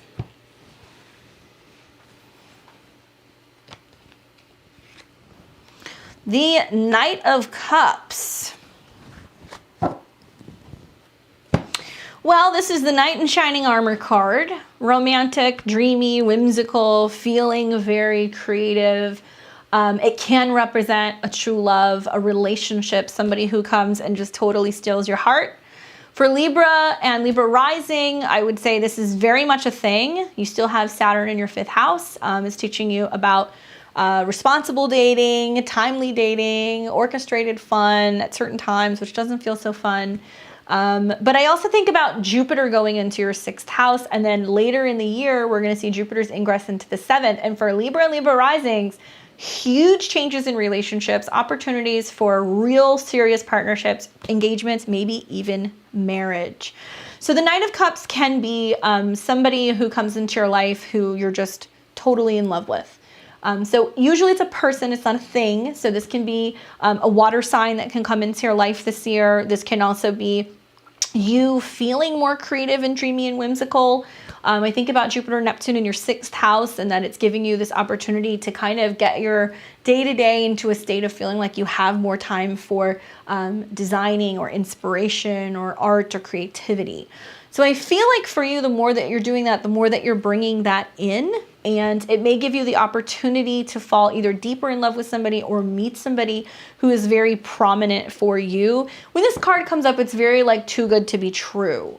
So I think that that's interesting when I think about some of the aspects that are happening in your chart, because certainly Uranus in the 8th house is trying to get you to shake things up. If you're a Libra or a Libra rising who's got a lot of ghosts of ex-past, you're still hurt from things. There can be some trauma that's still kind of coming up from previous relationships that's kind of holding you back and keeping you from going forward. People come and they come quick. So one thing I would look for is maybe when Jupiter and Mars ingresses into Aries, which will happen around mid-year, and also when we have Mars and Venus move through Aquarius. It'll go through your 5th house of true love. So the spring's looking pretty good. Look for somebody like this that's going to come in and just really kind of make your heart sing this year.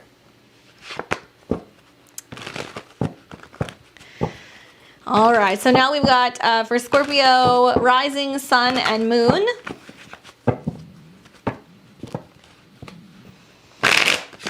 Sure, a lot of you guys are on your seat being like, give me good news.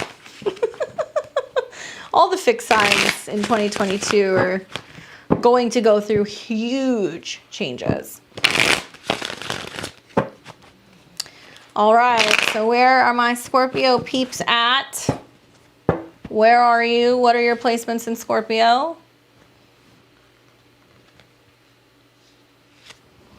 The moon. Oh man. Two sides to this. The moon being an energy that relates very much to the subconscious, right? I think about subconscious patterns that you may have that are happening and coming out emotionally that relate to your moon, your roots, where you come from, your family.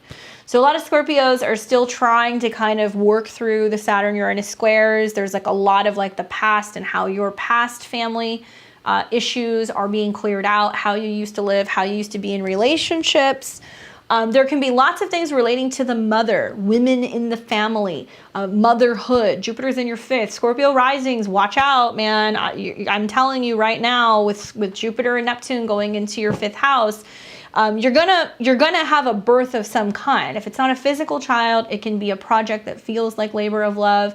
It can be a hobby that you love, but it's very great for romance and relationships. And I feel like when the moon card comes up, it's talking a lot about what you don't see and learning to trust and believe in magic. Okay.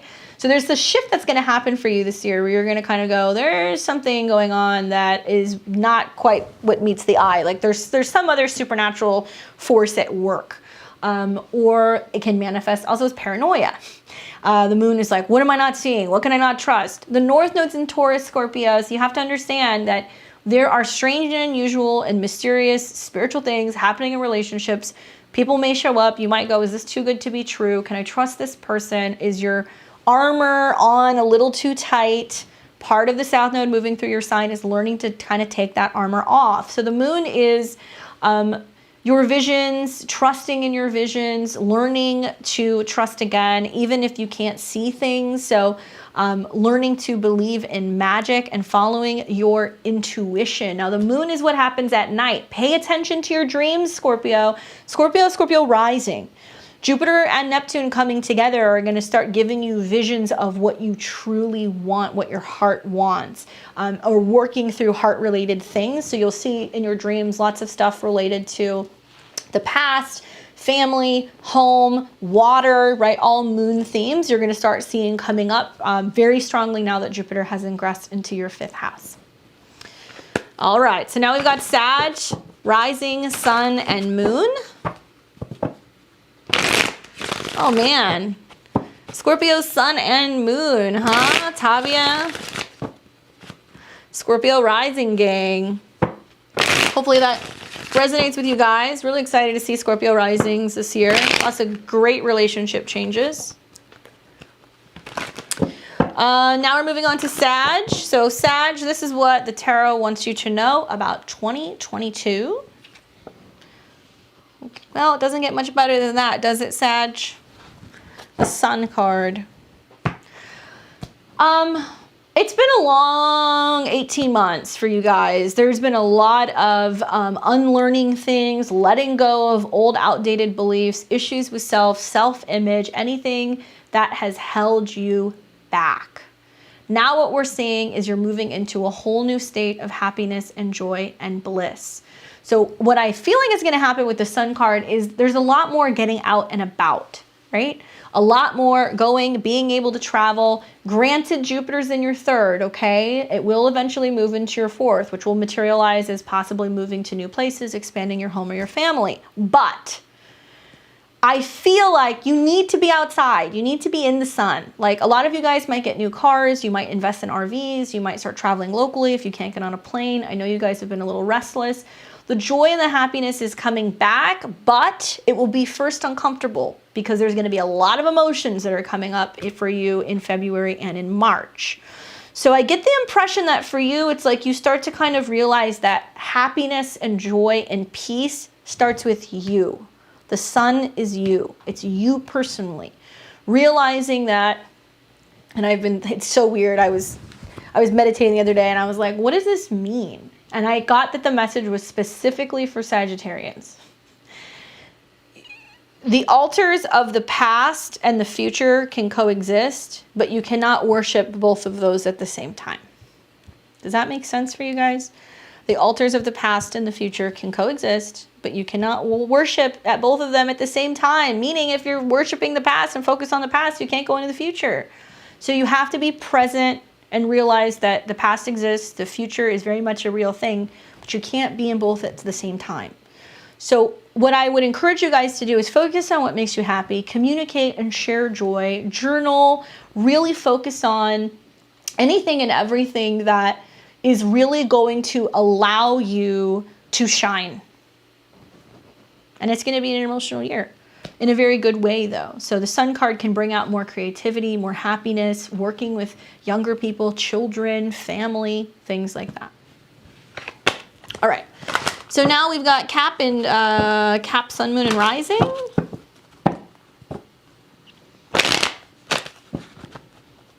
Awesome. Somebody says they are getting a new car. I'm glad that resonated with you guys. Sagittarius are the ones that have probably had some real rough patches in this last year, but you guys made it. All right, so Cappies, happy birthday, Capricorns, to my January Capricorns. What does 2022 have in store for you? Ooh, the Star card. Healing, recovery, coming into your place in a community, magic, feeling connected to cosmic forces, allowing yourself to heal and transform. So awesome. I think you're really going to start to feel this once we come out of the retrograde, which will be, closer to, mid-February going into March. The Star card also talks a lot about friendships and union and what you're connecting with. Like I think of this is a card that also is associated with Aquarius. Aquarius is your second house, which is what you value, your money, what you hold on to, what you make, your self-esteem. So something about this tells me that there is this emphasis on healing your issues revolving around your self-worth, building yourself back up, being in a situation where you feel like you're surrounding yourself with people who want to also help build you up, make you feel supported. And this is the card that comes after the Tower. So it's like if you are a Capricorn, Sun, Moon, and Rising, if you're feeling all the stuff kind of crumbling right now, It's okay. It's just a part of the process. This is happening intentionally to kind of clear something out, so that way you can move into a state of healing. So really look forward for this, especially in February and March is when I really start to see that this energy is going to shift, and know that, you know, healing takes courage.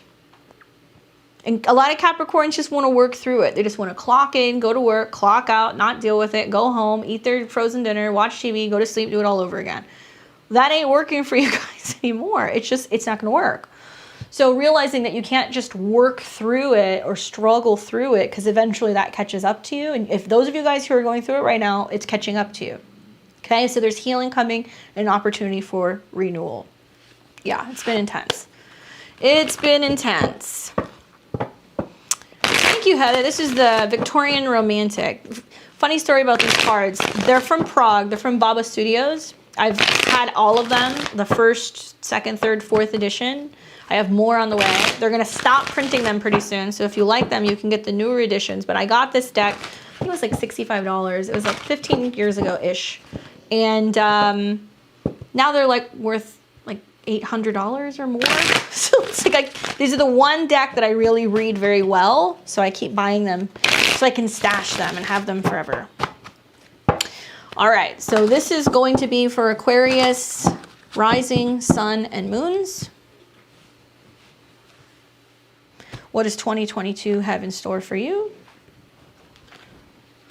10 of Wands. Well, the good news is you're completing something, right? It's carrying a lot, doing a lot, feeling like it's all on you, especially for Aquarius risings. There's been this emphasis of like, oh, but my body hurts, but I'm trying to lose the weight, but I have to move by myself, but I have to work on this by myself. There's something going on with Saturn that's basically saying, hey, listen, the isolation, it ain't that bad. Rather than working with a group of people who aren't going to help you and you're going to do it by yourself, just do it by yourself, you know?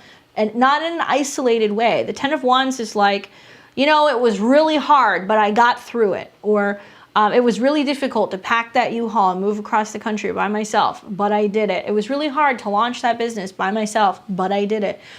Aquarius energy is about not having the fear of walking alone, right? So when Saturn shows up, it's like, hey, you know, it's best for you to do this, especially because Saturn in Aquarius, you Aquarius placements are the leaders for where we're going in the world.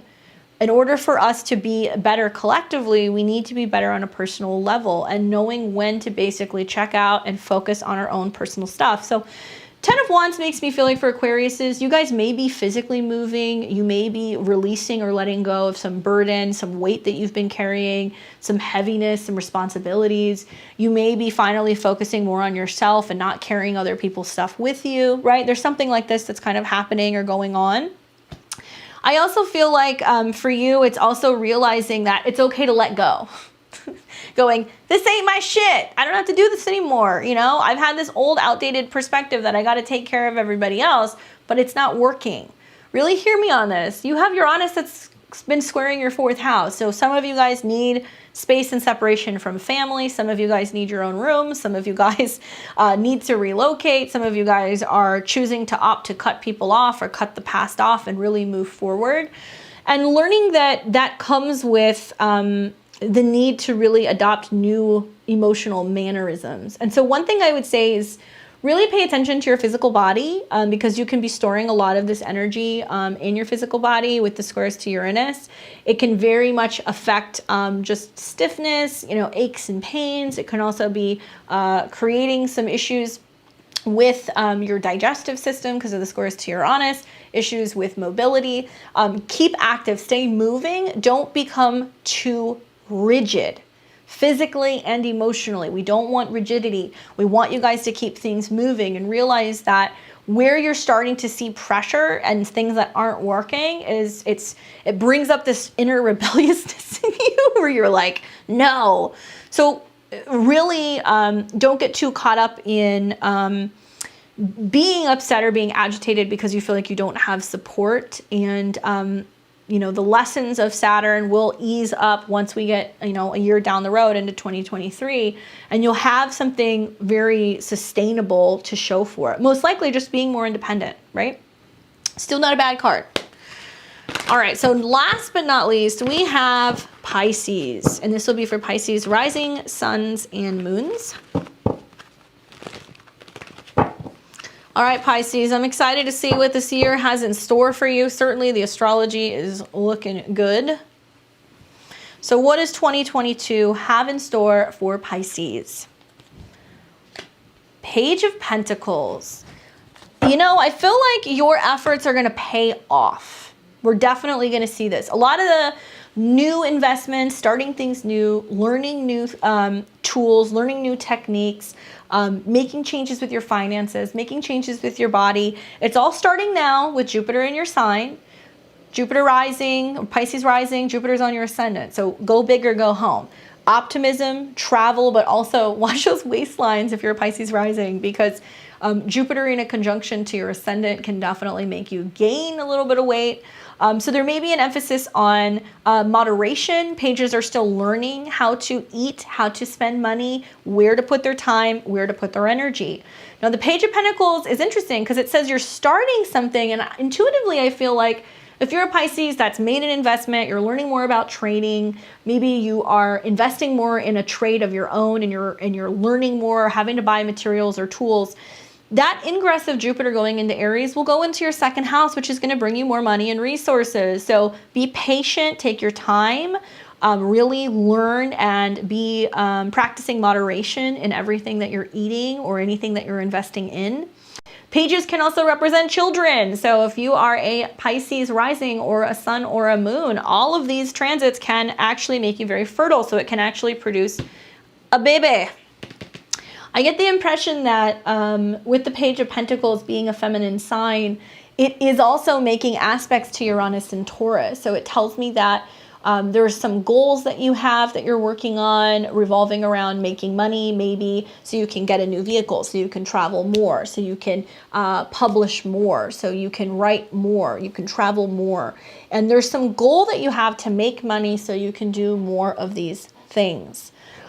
Pages also are younger people who can come into our lives. And so if you are in a position of being around younger people, they can be very inspiring for you.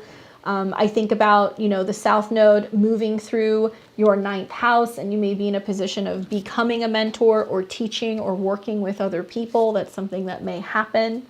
And I'm really just excited to see how this materializes, because I feel like you're starting to kind of plant some seeds that are going to bring you more abundance down the road later in 2022. All right, so how are you guys liking the show so far? Is everybody still here? You guys still with me? I hope you are, because there's like another 20 keynote pages. So here's what I'm going to do. I'm going to ask you guys, if you have not already, do consider donating, because this is going to be a donation-based show. Obviously, your likes, your comments, your shares, or joining membership also makes it possible for me to keep doing this. My books are open if you guys want to check out my website at beyondtheveiledtarot.com if you'd like to get a reading with me. I'm sure the link will pop up somewhere. It's also going to be in the description below, so you'll be able to see that if you'd like to get a reading. Got some openings the end of January going into February. Thank you guys for spending your New Year's with me.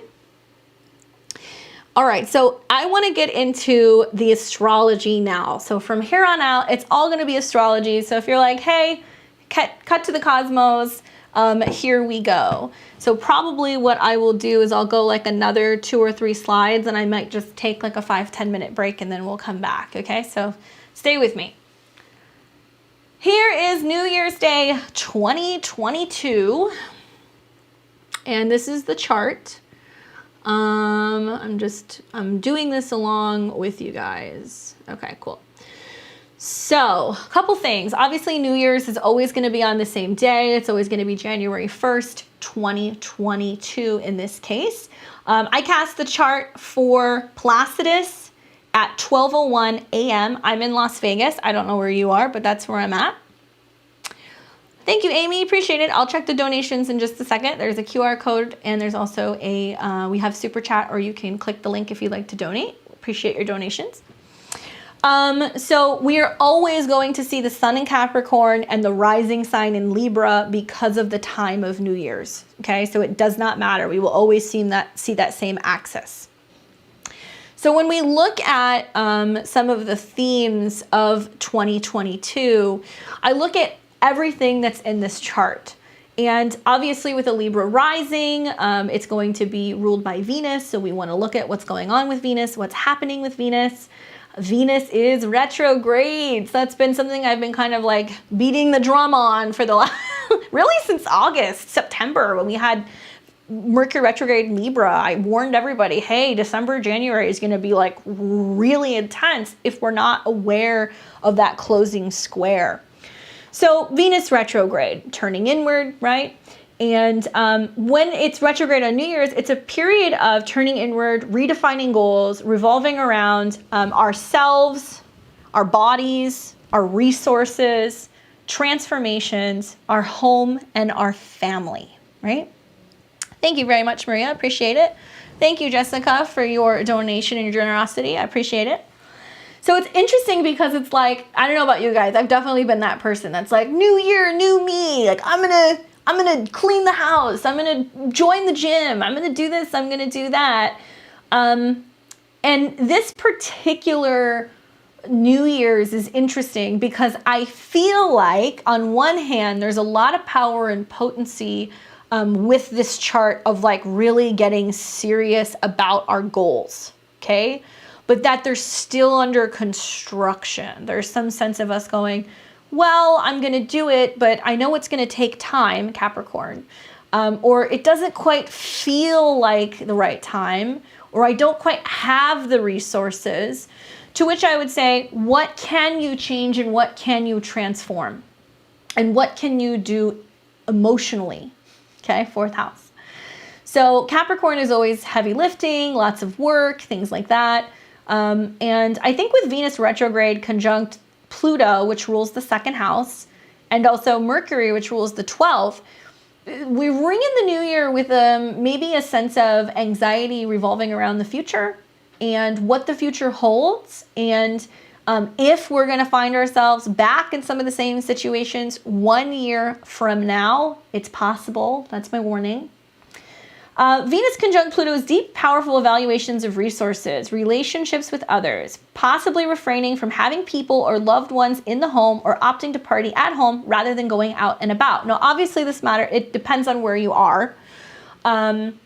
I laugh because I'm a Libra rising and I'm actually having all of the transits that you're seeing right now. And certainly it has manifested as this feeling of home and work obligations and things being super crazy and like it being probably one of the heavier times of the year.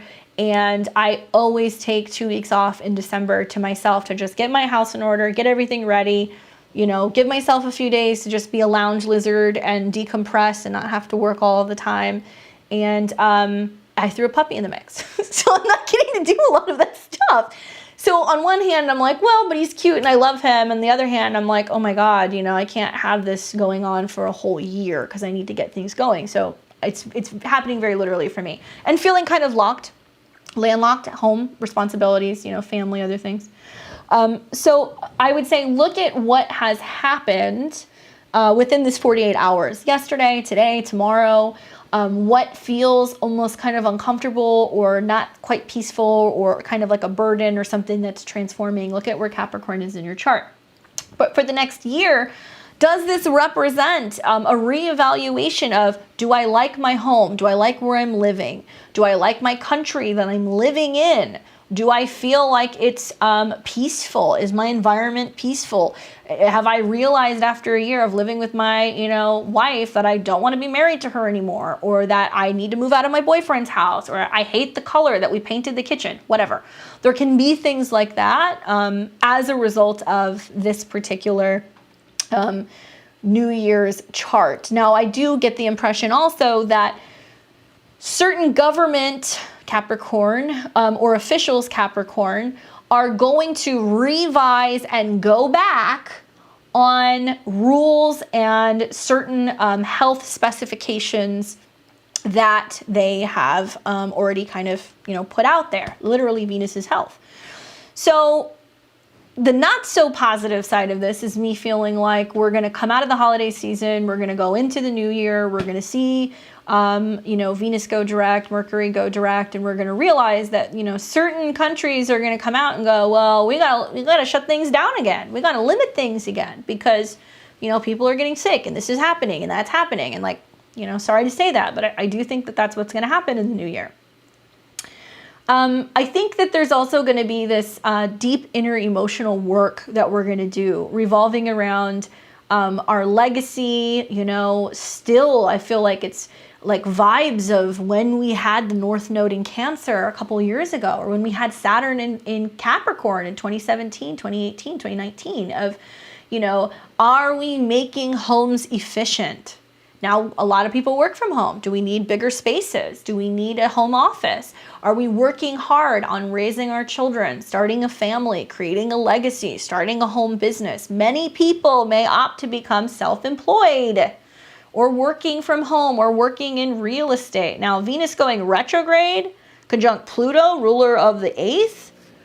It's safe to say, at least here, within this chart, there's going to be huge changes regarding government funding, resources, debt, loans, home loans, perhaps even the bond market. And I'm anticipating a huge flip-flop in real estate in this next year. Is it going to be permanent? I don't know. I think we're going to see a lot of ebbs and flows in the market, and also crypto and other financial things, and high highs and low lows. That's the best I can tell you.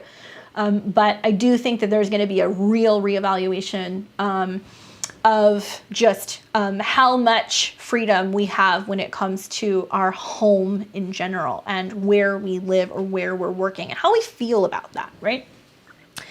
Now, Jupiter is in a square to the nodes of the moon in Pisces. So this is being felt mostly the next week or so.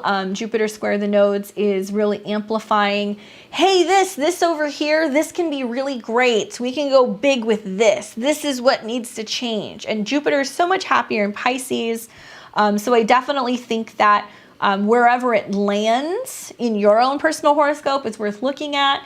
But in this case, Jupiter, ruler of the 3rd house of vehicles and transportation, communications, neighbors, it is in the 5th house.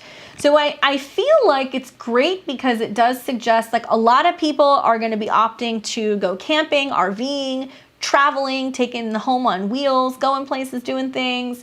You know, I do think we're going to see a lot more babies and births, a renaissance when it comes to creativity, art, music, self-expression.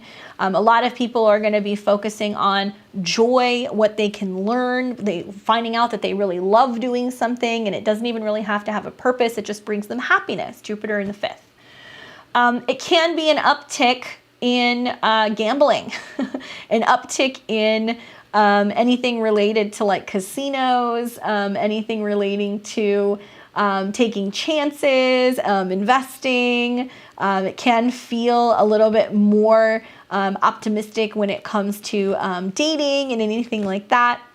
Now, besides that, we also see that the moon was conjunct Mars in Sagittarius last night and into today in the 3rd house. So that makes me feel like people are really passionate. They're sharing a lot of their ideas. They're communicating. They're talking to neighbors, getting stuff out there. I'm not crazy about the square to Neptune. You know, last night, so funny, I have Saturn and Neptune conjunct at 10 degrees of Capricorn, and it's in my 4th house. So every New Year's, really, if you want to get literal with my astrology, I really should be like at home, probably acting like a monk, being sober, not doing anything, but rarely does that happen. But Saturn, Neptune, Capricorn can also be like very practical, kind of old-fashioned, old-timey, kind of whimsical. I don't know if you guys live, anybody who lives in LA or in Vegas, but I went to the Lost Spirits Distillery tour last night, and I kept looking around being like, oh my gosh, Jupiter and Pisces, like Sun conjunct my Saturn, Neptune, like drinking all these like spirits and like watching all these crazy like snake charming, dancing, belly dancers and magicians, and you go to different rooms and you try different drinks and it's kind of hazy and dark and old timey, and like it was perfect. But it was so awesome to see that Jupiter in Pisces was so strong, and I think that it gave me kind of some hope and inspiration that there's going to be fun opportunities and whimsical things in the next year. But then as I'm driving home in an Uber, I see both ways, really. It was like there was cops everywhere. Obviously, it's New Year's, right? But Jupiter in the square to Mars and the moon last night, I'm going to assume materialized as really bad weather for some places. Certainly it was pretty crazy here. And really hard to see, difficult visibility. Intense weather for the next year is what I'm kind of predicting, and issues revolving around that and how that creates travel issues. But also issues with accidents, not paying attention, Mars square Neptune, traditional drinking and driving kind of aspects. So I do think that where there may be an excessiveness of Neptune stuff in this next year, people drinking more, becoming more reliant on pharmaceuticals, medications, not really paying attention, falling asleep at the wheel. I think with like Moon Mars coming into that square, it's like, do you know where you're going? Do you know what you're doing? Are you all there, right? Now the moon in this chart rules the 10th house. So there's going to be a lot of people with Moon Mars in the 3rd that are going to go, I'm deciding to be, I don't know, I'm going to be a twin flame card reader, right? There's a lot of those. I'm going to read cards on the internet. And there's going to be a lot of people, you know, who are going to start getting involved in businesses or writing about things, teaching, talking about things that they really may not know what they're doing. And I'll talk about that later in the slides. But that's my 2 cents. The Moon Mars is like a lot of like, yeah, I know a lot about everything. I'm a jack of all trades. But being careful to speaking on things that you really may not really genuinely understand or comprehend, or something that you haven't really integrated yet. It's weird that the Moon and Mars are in Sag, the South Node's in Sag, so there's still this emphasis on wanting to know everything, but we still quite don't, and we're still kind of swimming in the soup, really up until about March, April of next year. Sun in Capricorn in a square to Chiron and Aries. Now that square is waning, so that's good. We're seeing the sun is coming out of the square with Chiron the last 2 or 3 days. I very heavily underestimated this square. I saw it and I was like, yeah, but it's like a couple day thing. It's not a big deal. No, the square from Capricorn to Aries has been very uncomfortable. It's been lots of issues with authority.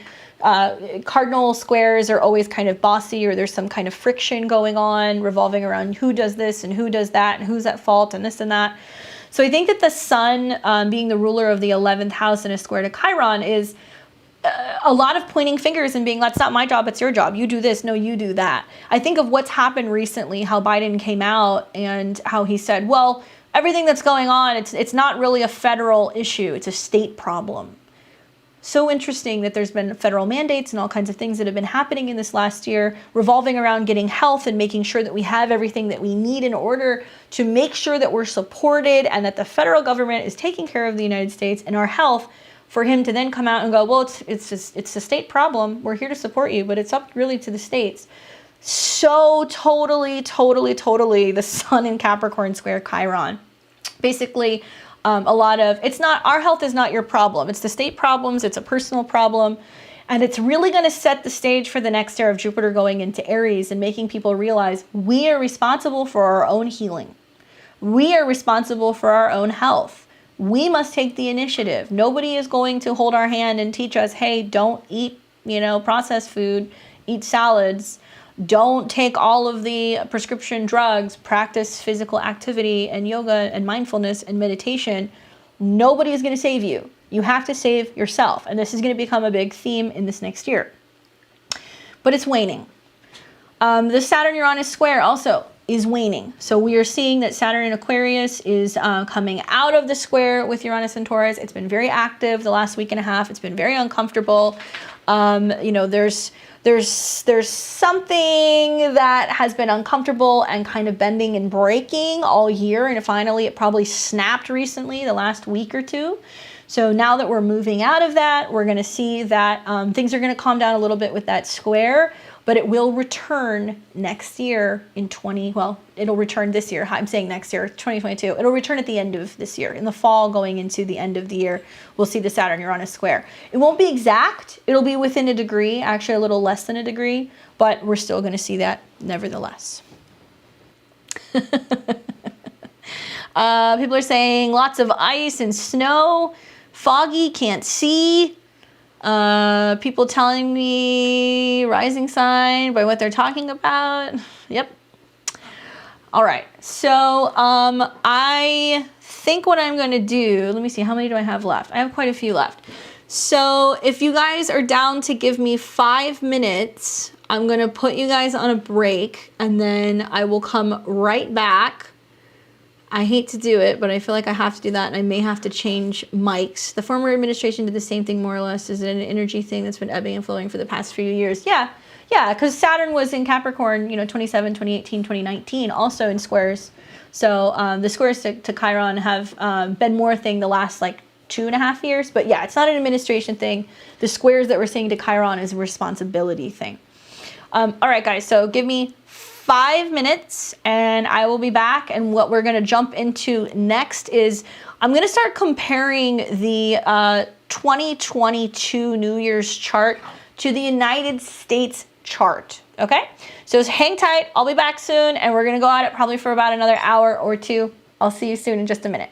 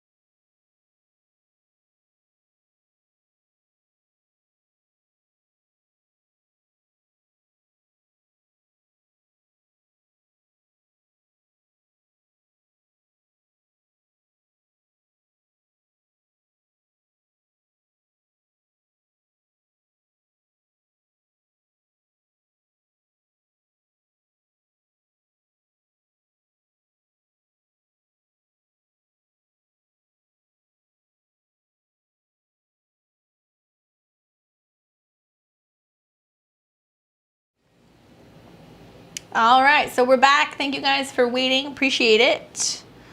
Just getting something to drink. Taking Mr. Peppers out. Having a puppy is like having a baby. It's too much. All right.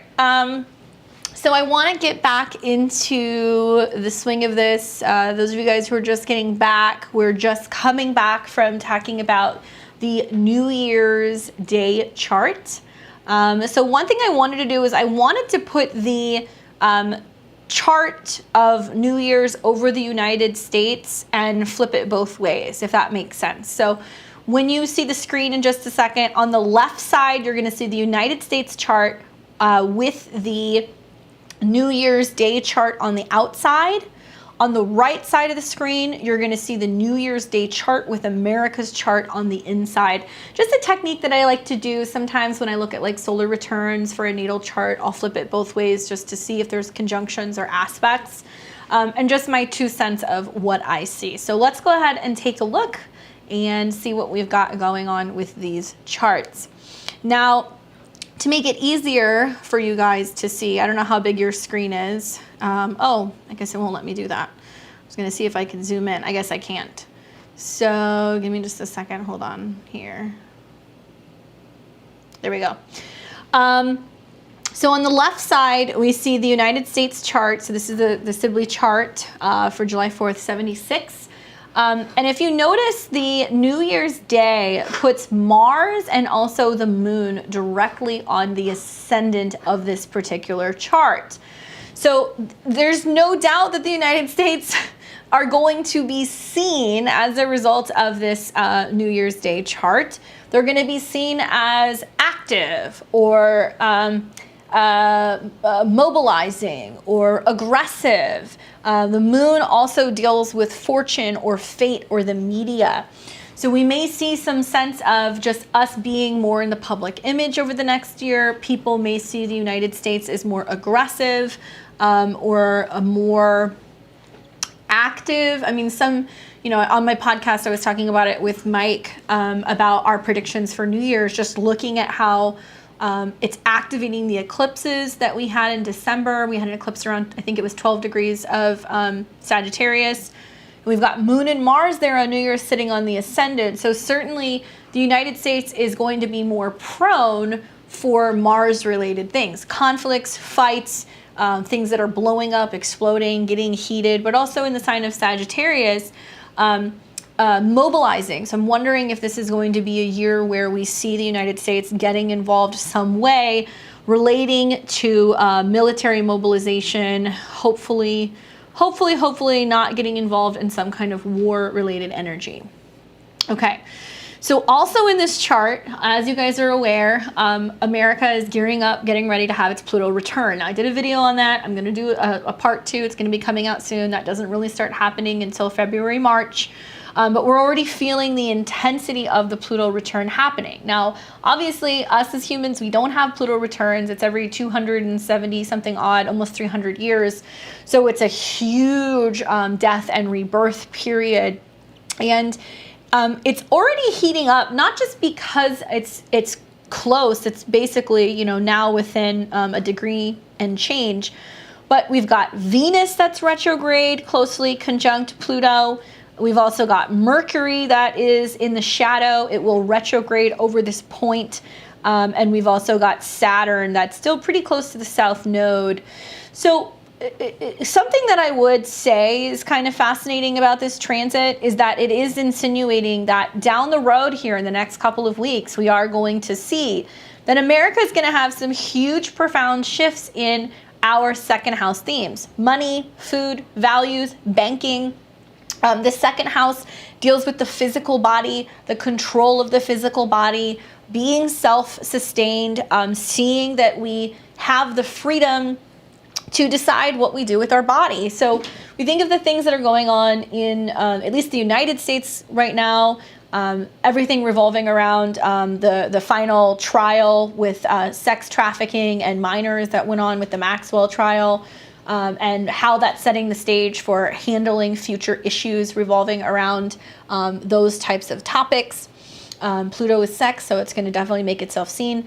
Debt, the debt ceiling, how much money we really have, whether or not we're running out of money, what we're doing about our federal debt and taxes and all of these things that are changing.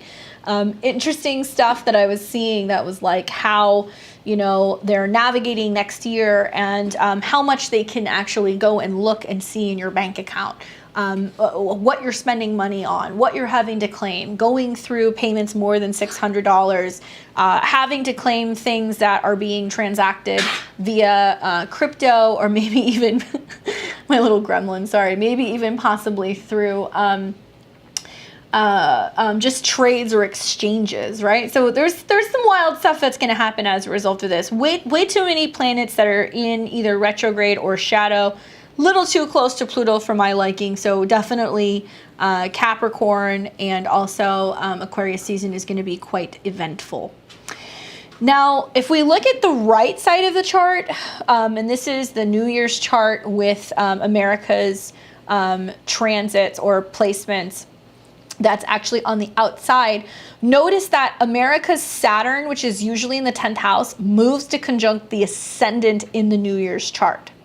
So what are we limiting, right? Saturn is limiting. Now, Saturn's exalted when it's in Libra, but when it's on the ascendant of this chart, is it limiting our ability to have freedom? Is it limiting our physical freedoms relating to our partnership, our self-expression, even our bodies, our mobility? We look at also that America's Pluto moves to conjunct all of these planets in the 4th house. And the control that we have when it comes to our home, our family, our home businesses, or being confined to our homes. I guess the positive side is that we do have a Moon-Jupiter conjunction. So America's 3rd house moon is actually sitting in conjunct on the right-hand side of the chart, Jupiter in the 5th. So that makes me feel like more freedom, more happiness, kind of a better kind of feeling a little bit more upbeat about things once we're getting into about Pisces season this year. I also noticed that the sun, America's sun, is sitting conjunct the midheaven, okay? And that will be in Cancer. So interesting, we've got a lot of things going on with the angles, right? On the left chart, we see that the New Year's 2021 New Year's Eve or New Year's Day, Mars and Moon sits on the ascendant, very visible, very action oriented. And then we've got the sun in the right chart that's conjunct the midheaven. So something about the United States really being front and center, especially when it comes to Sagittarius related things, because we've got Sag in the left side and we've got 9th house in the right side. Our law, our travel, our legalizations of things, being able to maybe come and go in and out of our country is going to be an interesting kind of topic for the next year. And we also see that America's Mercury in Cancer on the right chart is actually in direct opposition of Venus, Pluto, and Mercury. So everybody's kind of pivoting to wait and see. Well, do we fully go back to work? Do we, make changes to better support people who are going to be self-employed? Are there incentives that are being created to do that? And all of that is getting kind of banged up. Also with Chiron and the Sun and Saturn. So it's just like, there's a lot of things here that kind of make me wonder, as if we haven't already been on the world stage enough with some of the things that have gone on with our legal system and just a lot of things the last 2 years. There's definitely going to be a lot more of this being exposed in 2022. I'm just hoping that it's not going to be America being too aggressive or moving too quickly into things or into conflict. Down the road in 2022, we're also going to see that America is going to have several Mars returns. We have our natal Mars in 7th house Gemini. Mars is going to go retrograde through there several times and continue to square with Neptune, which makes me feel like we're still working through divisiveness with other countries relating to media, what we're putting out there, what we're showing people on TV or on the internet, and where the narrative is different than other people in a good or bad way. I'm just being neutral. So I'll do more of this when we get into my second Pluto return video. I just wanted to kind of show you guys when I'm going through charts or when I'm doing sessions, I always love to compare a solar return chart to a natal chart. And I like to kind of flip-flop them to see if there's reoccurring themes. And if stuff's reappearing on the angles, it's very prominent. So really watch for things to be, I think, moving and really shaking, especially in this chart. The end of Capricorn season, the beginning of Aries season, definitely Cancer. When we're getting into the cardinal signs, things are going to really start to change and we're going to initiate new things. All right. So this brings me to the major themes for 2022. Well, what's going on in 2022? Well, for starters, we're going to be building off of what we have learned since 2020, since Saturn entered into Aquarius. So Saturn is going to be in Aquarius for really another year. It will not be until 2023 that we start to see it ingress into Pisces. So this is just going to continue. We're going to keep seeing these lessons of Saturn in Aquarius. If anything, they will be magnified because the North and the South node will square. Taking this year one step at a time. Every 3 months is my best advice for you guys when it comes to making changes. Pace yourself, don't get ahead of yourself. There are certain things that need to be initiated and worked on and started or committed to before we get to the next goal. So every 3 months, things are gonna kind of start to build. And the truth is that looking at the astrology of the end of 2022, it seems very similar to what's been going on in December of 2021. So if you're exhausted, tired, feeling like you need to make changes, I encourage you to do that. Otherwise, there is the potential that come the end of this next year, because we'll have another Mercury retrograde in Capricorn at the end of 2022, because we're also going to have Mars retrogrades and squares to Neptune. Do not get lost in the shuffle and the chaos of whatever is happening this year. Stay full steam ahead. Stay committed to making changes. Because, yeah, the astrology at the end of this year is very, very similar to the end of 2021. What are we working on? We're working on releasing fear, stubbornness, and toxicity. I'll say that again. We're releasing fear, stubbornness, and toxicity. We got gangbusters of aspects in fixed signs. Those of you guys who are fixed signs, if you're a Taurus, if you're a Scorpio, if you're a Leo, if you're an Aquarius, you know exactly what I'm talking about. When you get fixated on something, an idea, or locked into something, it's like, you're like, nope, this is all that I see. This is all that I do. We just keep on keeping on. That's what's beautiful about the fixed signs, is that the energy that the fixed signs have really carries everything through. It's the heart of each season. It's the most intense heat of summer. It's the most kind of death and transformation of fall. It's the most intense spring when everything is coming to life and it's blooming, right? And Cancer, and Leo is the summer heat. Aquarius is really the dead of winter, but also when we have the ability to really focus on being more self-reliant. So one thing you'll notice is we'll see this continuation of some of the themes that have happened in 2020 and 2021.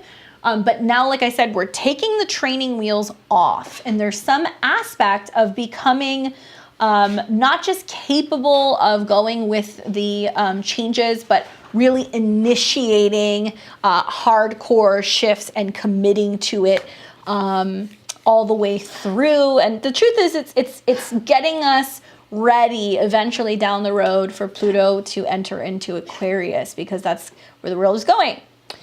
So when I say releasing fear, that's more so related to the South Node in Scorpio. So releasing fear of loss, transformation, change, losing control, fear of not having enough, fear of doing without, fear of acknowledging the skeletons in the closet. We are also releasing toxicity, which is very South Node in Scorpio. You know, what is toxic? Toxic patterns, relationships, toxic habits, friendships, relationships, exchanges. Think of like strings attached type of stuff. And we're also dealing with stubbornness, and where stubbornness can actually get in the way and create a blind spot. from us being able to actually find that, you know, something works better. Who would have thought, right? We would have never known because we were so fixated on doing something some certain way or being told it has to be done a certain way that we get in our own way and we don't allow ourselves to actually let go of that stubbornness and make changes. We want to focus on forward thinking, considering others and the collective. Now, I'm not saying like for the greater good. This isn't some like, you know, political spiel I'm giving you, but literally thinking of everyone, not just what's best for me, but am I making changes that's going to positively affect other people? Am I working well with other people? Am I thinking about the future? Am I working collectively with others?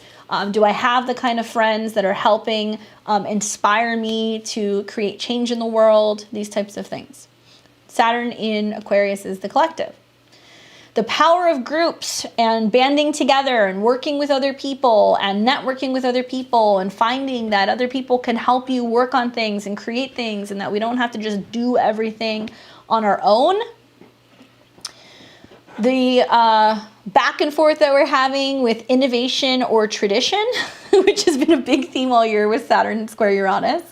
This continues into next year. We're going to be asking ourselves, you know, do we do something different out of the box? Do we innovate? Or do we stay the path and do what's tried and true and something that we actually know is going to be reliable, but it's a little outdated? We are venturing more and exploring the unknown. And that's something else that we're going to see a lot about, especially with, I think, Uranus conjunct the North Node. I also feel like Jupiter and Neptune coming into conjunction is going to have us very inspired, but also realizing that there are invisible worlds, there are other dimensions, there's energies, there's frequencies, there's spirituality. We're going to go deeper into the ocean than we ever have before. We're going to go further out into space than we ever have before. We're going to learn more about spirituality, manifestations, and all kinds of miracles and things that we are not really too familiar with, right? And a collective awakening, I think also because of the North Node Jupiter conjunction, the Neptune Jupiter conjunction, but because of Uranus and the North Node is physical body ascension symptoms, collective awakening, people realizing, wow, we need to be better connected to our food. Wow, everything has a vibration. It has a feeling. Everything is alive. We affect each other. I always make the reference to Pocahontas, but it very much is like that movie where every single thing has its own vibration. It's everything is alive, not just people, but rocks and plants and animals and the ground and the earth and items and things that we touch. And so we're going to learn more about that, and people are going to start really waking up. Saturn and Aquarius would create that. Uranus conjunct the North Node creates that. Jupiter, Neptune gets us really spiritually in tune. Just a wild year of some very, very unusual transits ahead. All right. So this is a great time to get your notebook and pen out. I'm going to give you the list of the key transits that I'm looking at for this year. Those of you guys who are familiar with my channel, you know that every week I come on here, I do a video, I do the astro weather, I talk to you guys all about what will be happening for the week ahead. So I have got a master list actually that I have created for all of 2022. What I'm giving you now are going to be the most prominent transits that kind of pique my interest. And it's going to start with around February 14th, where Pluto in Capricorn is going to trine the North Node in Taurus. And so that's going to be an interesting period, very powerful, very physically transformative. Pluto in a trine to the North Node, I think, is going to really wake us up and make us realize that the times are changing. Pluto in Capricorn is about power, and where you can power up, or we can be in positions of possibly losing our power, or, you know, trines are generally positive. They're the energies of Jupiter. So when we see Pluto trine the North Node, it's where Capricorn is in your chart and where things are changing and helping us become more aware of how we physically come into power, right? and feeling like we have more control over something. Now, earth signs deal with food, money, resources, health, body, things that are very physical. Yes, we have Jupiter and Neptune in Pisces, which is kind of spiritual and otherworldly. Yes, we have Saturn in Aquarius. We've got a lot of other placements that are in earth signs. Uranus in Taurus, Pluto in Capricorn, North Node in Taurus. So I keep telling everybody, 2021 has been the year that we talk about change. 2022 is the year that it shows up. We're actually doing it. We're seeing it. We can feel it. We can hold it. We can touch it. So be mindful that there's like a really interesting period of time right around mid-February where we become aware of some really important aspect of power in our life. On February 17th, we see that Jupiter in Pisces begins to sextile Uranus in Taurus. Some people don't focus so much on the sextiles. I feel like there were some sextiles this year that were pretty prominent. So Jupiter being in Pisces, it's happy in that sign. It's very travel happy, spiritual, expansive, open, optimistic, receptive. And with the sextile to Uranus and Taurus, it's electric and it's like magical. Like we're going to start seeing that miracles happen, changes happen out of the blue, happy coincidences. It's like Bob Ross, like happy trees. Like this was a problem, but we're gonna actually make it a good thing. We're gonna find that there's some blessings in disguise. And when Jupiter is sextiling Uranus, it's like very quick moving, powerful energy, energetic shifts. Around March 6th, Venus and Mars move into 0 degrees of Aquarius. Now, Aquarius is a little different, abstract, separate, unique. It marches to the beat of its own drum. But when Venus and Mars ingress together around the 6th of March at 0 degrees, it's going to reactivate that super conjunction that we had in Aquarius last year back in December. So if you guys remember when Jupiter and Saturn moved into Aquarius at the same time, we're going to see this same kind of activation happening with Mars and Venus. And I feel like it's interesting because I think it's giving a sense of equality, freedom, not really focusing or looking at gender, not really looking at, you know, who's superior and, you know, who's masculine or who's feminine. It's equality. I think we're going to see much more equality revolving around men and women, relationships, maybe changes and transformations of gender roles and things like that. They may start happening. The need to move into friendships and groups and working with other people who are going to be like-minded and super passionate. Very excited to see what starts happening as a result of that transit. All right, so then we've got March 14th through April 6th. Now this is like the kind of like wah wah energy. We're going to see that Venus is going to be enclosed by the malefic. So Venus is actually going to be between Saturn and Aquarius and also Mars in Aquarius. So not too happy there. Obviously Mars is more aggressiveness, agitation. Saturn is more separation, limitation. Relationships, marriages, engagement, friendships, anything relating to like Venus related things may not go over so well within like this like 3-week period. Definitely would not recommend marriages or engagements or weddings during these times. It's going to be harder to get along. We're going to be really feeling the wave of the Aquarian energy. Think back to what we had in January, February of 2020 when all those planets went into Aquarius and we were like, oh, this is different. Kind of the same energy that's going to happen. So especially the days where we see that Venus is directly between Mars and Saturn are a little bit more challenging. Thankfully, shortly after that, from March and April, Neptune and Jupiter in Pisces will sextile the North Node in Taurus. So visions and inspiration and emotions that we're having, spiritual shifts that we're having, is going to pave the way and make it possible for us to physically move towards embodiment and physical changes. It will also trine the South Node in Scorpio. So there's like a lot of release of trauma, sexual healing, shifts revolving around old past life karmic haunts and things of that nature. On April 1st through the 14th, we're going to see Saturn in Aquarius square the nodes. This is a big one, guys. When Saturn squares the nodes, it's going to be like, hey, are you doing this? It will be Saturn's time, okay? Uranus will have his time. There's more structure, practicality, commitment, seriousness, devotion, dedication that needs to happen during that time.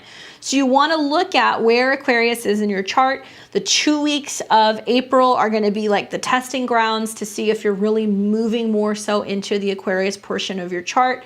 When Saturn squares the nodes, it basically says you must be committed to this. You need to do this. Now is the time. From April 7th through the 20th, Jupiter in Pisces will be conjunct Neptune in Pisces. Great time for meditation, great time for spirituality, huge innovations, I think, with screens and artificial augmented reality, virtual reality. You know, I think of like the Oculus headsets and all these new crazy 3D things and all of these awesome new ways to kind of escape, right? Jupiter Pisces. And be able to go into other worlds. So that's going to be an interesting time. I think it's super spiritual. I'm very excited. I've already kind of committed to telling myself like, yes, you will, you know, shoot these videos every day and it's going to be different and it's going to be more about like what you're seeing intuitively and you're going to do the meditation and like really holding myself to that, because I know that the more that I'm doing that, and I'm consciously working with Jupiter, Neptune, and I'm not trying to contain it and like make it make sense. I'm just feeling my way into it and getting into much more of a regular time of just being connected to source, that I will be guided better throughout the year. Now, on the flip side, the Jupiter-Neptune conjunction can also be overdoing it, overindulging, losing boundaries, there being no sense of time or structure to certain things. Jupiter is very much the opposite of Saturn. So we can lose a lot of time sleeping, eating, drinking, drugging, and find that we are almost self-sabotaging to some extent. It'll be great for music. It'll be great for inspiration. There's going to be a huge renaissance, I think, coming from this. And I think that a lot of creatives are going to rejoice because of this energy, because it's going to be very inspirational. We've got on April 27th through the 30th, Venus conjunct Neptune and Jupiter in Pisces. It's like asterisk, asterisk, asterisk across the board. This is probably one of the most romantic time periods that we are going to have all year. Venus is exalted in Pisces. Jupiter loves being in Pisces. Venus and Neptune is so romantic. It's like whimsical Disney fairy tale romance story, right? Like all the birds are chirping and everything comes out and there's something that's going on that just makes you feel like, oh, this is just too good to be true. Is it real? Could this even be real? This is so magical. So I'm loving that time. I'm anticipating there's going to be like a huge, big, fancy church that's built, or a huge exhibit of like art, or maybe like a revamp of like of a museum that's going to put out a bunch of religious-based art and stuff that's like really old, maybe because of the sextiles that we're going to have to Pluto and Capricorn. Is there going to be a huge scandal with a religion or an organization, or the church? You know, is there going to be a huge rise in some kind of insane, almost like you know, drinking the Kool-Aid cult type stuff? Moderation and finding the middle ground and very like temperance is going to be the theme, I think, next year, of like, you know, not going too far down the rabbit hole is kind of a theme, because reality is going to snap back quite a bit the second half of the year. We don't want to get too wrapped up in the, oh my God, everything's better, we're just going back to normal, everything's going to be great. We're just pretend like everything's fine, because we may get kind of cosmically bitch slapped the second half of 2022. May 10th, Jupiter enters Aries. So it's going to ingress in the Aries. It's going to be there for a little bit. It'll retrograde back into Pisces. And in December of 2022, it'll go back into Aries. So you'll get a little taste of that. That's going to be a great time for just taking action. It's a new Jupiter cycle. It'll be exciting to see what happens.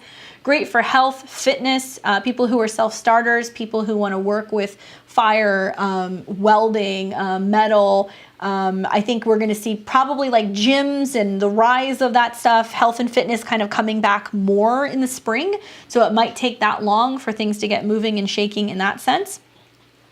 On July 31st, we have Uranus and Mars conjunct the North Node in Taurus at 18 degrees. Ha! I mean, literally, just the North Node Uranus in itself is already pretty wild, but the fact that Mars is there, so you're taking Uranus, the planet of sudden shocks and surprises, And then you've got Mars, which is, you know, taking action very quickly, and it doesn't do so well in Taurus. Okay, I will say that it's a little bit slower, but there is some like hard realizations about what we need to physically change, and we need to do it now. And Mars may feel a little rushed, or oh, it's not time yet, or it's untimely, or I'm not ready. We're gonna get kind of pushed off of the ledge and been like, okay, now's the time to fly. So keep in mind that the end of July through August is like go time. You're not going to have another 2 or 3 years like we've had in 2020 and 2021 to kind of get our shit together. It's going to be like, nope, now this is the change, and now this is the way life is going to be from here on out, right? So mark that in your calendar, end of July, beginning of August, that's go time. And then September through December, we see the return of Saturn in Aquarius, square Uranus in Taurus. I mean, it's just, think of everything that's been happening this year. February, June, and also the last 2 weeks. Those squares, they haven't been fun. The third one, I kept telling you guys, was the most intense, and it's really interesting for me because like February, I felt it a little bit, it was whatever, you know. May was kind of like, oh, this is exciting, and then the last one hit the last 2 weeks, and I'm like, fuck this, like this is not fun. Like these changes are not easy to be made, especially if you are a fixed sign. So if you have fixed placements anywhere between I would say 17 and maybe 20 degrees of the fixed signs, buckle up, because it's going to be a wild ride in this next year. Now, power periods for 2022, and these are just also some that really kind of caught my eye in terms of some stelliums and some other aspects that are happening that I find important. For these periods, I put down like how to use them, how they work, how the energy is going to intensify. I think that stelliums are interesting because it's whenever you see 3 or more planets in any one particular sign. It's not totally unusual, but with the outer planets that are involved with some of these, it is going to pack quite a punch. So just be mindful of that. So getting into these power periods, you may want to write these down because they can be particularly useful for you. We've got February 11th through March the 6th. There will be a stellium of planets in Capricorn, the Earth cardinal sign that's all about authority, getting things done, taking action, handling tasks, being responsible, career, professional things. And from February 11th through March 6th, it's a wonderful time to get tasks completed and get serious about your goal setting. Look at where Capricorn is in your chart, and that's where all of this is already currently under construction. You may actually start taking these actions closer to February when these retrogrades have chilled out a little bit. Then on March 6th through April 12th, we've got a stellium of planets in Aquarius. So Aquarius is the fixed air sign. It deals with the collective, being independent, thinking collectively, but remaining an individual, kind of being a little rebellious. So this is going to be about working together collectively for dreams for the future. So it's, what are your goals? What are your aspirations? How do we do it together? How do we meet in the middle? How do we find that common ground, right? So there's going to be more of a theme for you revolving around, I think, just needing to share and work with others, and you know, where you're probably looking a little bit more at where you can kind of change the status quo a little bit. Then we've got March 10th through the 27th, and also April 16th through May 24th, that there will be some stelliums in Pisces. Whimsical, romantic, fantasy-like, dreamy, inspirational, wonderful time for recommitting to your beliefs, believing in something bigger than us, feeling emotional. This is going to be very much like waves washing over us, where psychic abilities and our intuition are going to be at all-time high. We are going to be more compassionate, more emotional, more sharing. We're going to want peace. Pisces wants peace. And I think peace can be found. We can find the conclusions of things. This might be periods where we're starting to see the pandemic kind of wind down a little bit, and things are kind of winding down in segments. And I think it's going to be wonderful for like nonprofit, giving back, art, and things where we can help those who are less fortunate or in need. Now, on the flip side, I think we're going to see a lot of people who are wandering, you know, trying to find their faith, trying to find their beliefs, going, literally wandering places, stuff like that. So there's two sides to every sign. Certainly the kind of the darker side of Pisces is like the panic, pandemonium, fear, paranoia kind of energies that we see kind of come up. But this is a time to just be very much in tune to a spiritual routine. And whether that means you go jogging to clear your head, or you have a meditation session in the shower, or you're actually meditating, or, you know, you're working with your tarot cards, whatever, this is just going to be a time where we're much more emotionally and intuitively connected. And last but not least, May 25th through the 31st, Jupiter and Mars will conjunct in Aries. So it's like, okay, no more talking. Now we're doing. This is what we're doing. This is where we're moving forward. Aries is a cardinal sign that is associated with activity, mobility, starting. So fitness, self-employment, stamina, achieving personal goals, getting moving. Great for that energy. That's why I told you guys you may not really start to feel like the new year is starting until April, May, June. But definitely this is going to be a wonderful time if you've got any Aries placement in your chart. Mars loves being in Aries. It rules that sign. Jupiter loves being in fire signs. It doesn't mind it. So we're definitely going to see some kind of like, and this is what we're starting now. And it's a little bit of kind of just jumping right in. And that there will be several periods of that in 2022 where you don't really think, you just have to go. Now let's get into the nodal shifts that are going to be happening in the year ahead. So we've got the North Node that's moving into the sign of Taurus, which is a fixed Earth sign ruled by Venus. And we've got the South Node moving into Scorpio, which is a fixed water sign ruled by Pluto and Mars. Now, I just threw a couple things together here. Obviously, the North Node is going to talk more about the direction of where we're going, what we're learning. It's mysterious, it's unusual, it's hard to read. We don't really understand it quite yet. Let's go back in time a little bit, okay? 2017, 2018, we saw that, North Node was getting ready to move into Cancer. Little did we know that it was going to be so important to have a home, a roof, a family, to focus on our emotional needs, and then we spend a bunch of time being at home. Then the North Node goes into Gemini, and we start to see the rise and fall of social media, and Zoom kicks up, and everybody's doing meetings on computers and phones and tablets and all kinds of upgrades because everybody's working from home and we're having to connect digitally. Now we're getting ready to see the North Node go into Taurus. Now I work with the True Node, so it's going to be moving shortly. It'll be here pretty soon. But the North Node increases. It's a benefic like Jupiter. It expands our calling, our mission, where we're heading, what we need to learn, the future, the destination, the unknown, a challenge. So if you have North Node in Taurus, welcome to your nodal return. It is a hard meeting with destiny. It's time to get in alignment. The South Node represents karmic losses, changes, letting go, releasing. So it's decreasing anything malefic like Saturn. It contracts our instincts, where we came from, what we already know, the past, the launch pad, the familiar, the comfort. So South Node can be positive in a sense. We can release and let things go, but we can benefit from all of the past life experiences and the karma. So Scorpios, heads up. Scorpio, sun, moon, and rising. South Node's going into your sign. You may feel tired. You may feel run down. There may be a sense of you having to release and let go something personally. But what you have to gain would be the North Node, which is in your 7th, which is about partnerships. And then for Taurus, the North Node's in your sign. So physical embodiment, how you feel, how you look, being independent, being authentic, being a little different, weird, and wacky this year, and how that changes and actually affects relationships, because the South Node is in Scorpio in your opposite sign. Now, in the pink box, we have some dates here of the last time we had the Scorpio North and South Node. So it's kind of flipped. So it's going to be an opposite of some of these dates.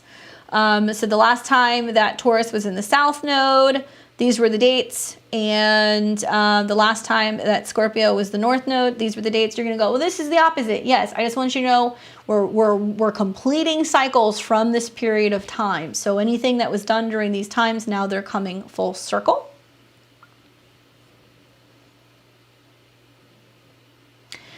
So nodal shifts. The North Node is in Taurus. So the North Node is the destiny, the area of life that we're moving into collectively for the next 18 months. Yes, that's how long we are going to be doing this. And the themes of the North Node in Taurus are pleasure, being in the physical body, patience, loyalty, enjoying the five senses, persistence, awareness of boundaries, personal values, food, and resources. Now, this is ruled by Venus. So Venus transits are going to be very important in 2022 and into 2023. So positive aspects like when Venus and Mars are conjunct, when Venus conjuncts Jupiter, when Venus conjuncts Neptune, when Venus conjuncts the North Node, when Venus trines, all of these things are going to be positive, right? Right now, we're in a Venus retrograde. Now, by the time that the Venus retrograde is ending, the North Node will be in Taurus, and so we really have something to work with, more so in, I would say, February, March, once we have had the nodal shift and Venus goes direct. But yeah, watch for Venus transits. It's very important. We will not have a Venus retrograde technically this year. Yes, it's the new year. We're in a retrograde, but we're getting ready to wrap one up here later this month. So yes, the year starts with a Venus retrograde, but it's to help us really think about how we're going to be embodying Venus. Now, the difference, like I said, between Taurus Venus and Libra Venus is Taurus is what feels good, what do I need, what do I need for security, how does my body feel, what am I eating, what smells good, what do I value, what's mine, what can I touch, what can I hold, right? So when transits go through Taurus, or when we're having the eclipses in Taurus, is a time to watch. I'm imagining that, you know, the issues regarding supply and supply chain, we're going to see more of that with the squares to Uranus. I'm imagining that there's going to be new fashion trends because of the North Node in Taurus. We're going to see a huge boom in things relating to Venus-Taurus stuff. So it'll be like new innovations in art and stuff regarding fragrances and smells and cosmetics and beauty and the body, and how that's going to all kind of shift, especially body image and how and what we deem as beautiful or attractive or even healthy. So I think that we may have some innovations in health standards. We may see, especially in fashion and in the fashion industry and sizes and clothing, much more body positivity and diversity, both in a sense of sizes, but also heights and ethnicities and, you know, what is considered feminine. And I mean, we've seen it a lot already in beauty and fashion already. I mean, we've got, you know, guys now that are painting their nails and they're, you know, wearing makeup and they want to wear women's clothes or lingerie and like carry bags or whatever. So like men's fashion might be a thing, or there might be more diversity in what we're kind of seeing with, you know, what men or women should and shouldn't wear, right? And what is an acceptable size like on the runway, and showing more of the natural form of the body. It's like when I think of Taurus, I think of like, you know, like all of those like really voluptuous Venusian, like naked ladies that are laying around in oil paintings, and they've got all the tits and the ass and they're eating grapes, and, you know, there's just all of this voluptuous hair and fair skin, very, very Taurus Venusian. So we may see like an uprise in popularity in just being plus size, or just, you know, having more physically to the body, and